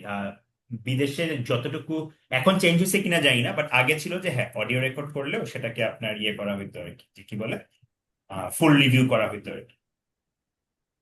আচ্ছা, ঠিক আছে স্যার। বাট বাংলাদেশে আমরা স্যার আমরা রেগুলার অডিও রেকর্ড করি, এবং অডিও রেকর্ডটা পার্টিসিপেন্টের পারমিশন নিয়েই করি। এবং আমি দেখছি যে আইআরবি এটাকে এক্সামটেই ছেড়ে দিচ্ছে আর কি, সবচেয়ে লোয়েস্ট ক্যাটাগরিতে এক্সামটে। বাংলাদেশে সাধারণত এক্সপেডাইটেড কম হয়, আমি দেখছি ইদার এক্সামটে যায় অথবা ফুল রিভিউতে যায় আর কি। বাট আমি এখন যেটা বলতেছি এটা হচ্ছে মানে একদম লাইক ইন্টারন্যাশনাল কনটেক্সট। সো আমরা যেহেতু থিওরিটা আমাদের বুঝতে হবে, এবং আপনারা সবাই হয়তো পিএইচডি করতে যাবেন ফিউচারে, তো আমাদের আসলে ওই মানে গ্লোবাল স্কেলটাই আমাদের ইয়ে করা উচিত, ধরা উচিত, মানে রেদার দেন যখন আমরা থিওরি পড়বো। আমরা যখন অ্যাসাইনমেন্ট করব তখন আমরা বাংলাদেশের কনটেক্সটে করবো আর কি। হ্যাঁ, আরেকজন মনে হয় কিছু স্যার একটা একটা বলছিল। কোয়েশ্চেন ছিল। হ্যাঁ, বলেন। জি স্যার, তিনটা ক্যাটাগরির মধ্যে এক্সপেরিয়েন্স ক্যাটাগরিতে যে এক্সাম্পলটা দিয়েছিলেন, যে কোন একটা ইনস্টিটিউশনের সিআইও অথবা চিফ হুম। ইনভেস্টিগেট অফিসারদের ব্র্যাকের চিফ ইনভেস্টিগেট অফিসার বলে দিলে আমি তাকে আইডেন্টিফাই করে ফেলছি। সো আমি যদি এটা না বলে যদি বলি ব্র্যাকের প্রফেসর, কোন একটা প্রফেসর, তখন কি ওটা আর এক্সপেরিয়েট হবে? ওটা তো এক্সামে চলে আসবে, তাই না? হ্যাঁ, তখন এক্সামটা চলে আসবে, কারণ আপনার ডাটা স্টোরেজটা প্রফেসর আপনি অ্যানোনিমাস করে দিচ্ছেন। হ্যাঁ, কিন্তু এখানে মানে প্রবলেমটা হচ্ছে যে ওই আপনার কনটেক্সটটা যদি ক্যাপচার করা লাগে, তখন তো আপনার ওটা ওই ইনফরমেশনটা আপনার থাকা লাগবে। মানে আপনার কনটেক্সটটা যদি ক্যাপচার করা লাগে যে মানে এই ডাটাগুলো যে ব্র্যাকের বিকাশের সিআইও থেকে আসতেছে, এই কনটেক্সটে যদি আপনার লাগে আপনার পেপার লেখার জন্য, তখন তো আপনার ওইটা তাকে তো আপনি রিপ্লেস করতে পারবেন না। বুঝতে পারছেন আমার কথাটা? ওইটা আইডেন্টিফাইবল এবং একজনই থাকে CIO, that's why, right? Right, কারণ রাইট। ওইভাবে ওই কনটেক্সট আমি নিয়ে আসবো। বাট ব্র্যাকের যদি আমি কোন একটা প্রফেসরের কথা বলি, তখন তো ওইটা আর এক্সপেডিয়েট হবে না, তাই না? ওটা আমার কোয়েশ্চেন ছিল। তখন ওইটা হচ্ছে আপনার এক্সামটা চলে যাবে, কারণ ব্র্যাকের প্রফেসর তো ধরেন 100-150 জন আছে, ওটা তো অনেকগুলো আমি আছে। পিন পয়েন্ট কাউকে করতে পারতেছি না, বুঝলেন না? বুঝতে পারছি।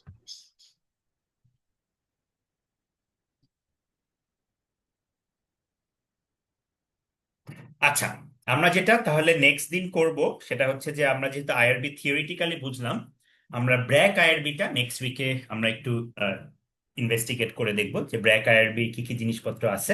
ব্র্যাক আইআরবির দুইটা টেমপ্লেট আছে, ইনফর্মড কনসেন্টের একটা টেমপ্লেট আছে, আর আরেকটা হচ্ছে মেইন আইআরবি যে ফর্মটা সেটার একটা টেমপ্লেট আছে। সেই দুইটা টেমপ্লেট আমরা দেখব। এবং ব্র্যাক আইআরবিতে এর সাথে আরো অনেক কিছু দিতে হয়, বাট আপনাদের অ্যাসাইনমেন্টের জন্য আমি খালি দুইটা জিনিস রাখবো, একটা হচ্ছে যে কনসেন্ট ফর্ম, আরেকটা হচ্ছে যে আপনার মেইন টেমপ্লেটটা।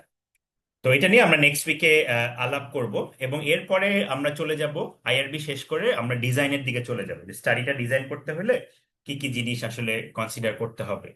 আর ওই ডিজাইনটা শেষ হয়ে যাওয়ার পর আমরা আমাদের কুইজটা নিব। তো ওইটা আরো সময় লাগবে, আরো 2-3 উইক লাগবে আমার এগুলো সব কভার করতে। তা আজকে আমরা এখানেই তাহলে শেষ করি। স্যার আসসালামু আলাইকুম। স্যার আমার জি, প্রেজেন্ট বলুন। একটু দেওয়া হয়নি তখন টাইম মতো হ্যাঁ, দিতে আমি পারিনি। এখনই, হ্যাঁ, আমি একটু শেয়ারিংটা বন্ধ করে দিচ্ছি আর রেকর্ডিংটা বন্ধ করে দিচ্ছি, তারপর আমি অ্যাটেন্ডেন্সটা দিয়ে দিচ্ছি।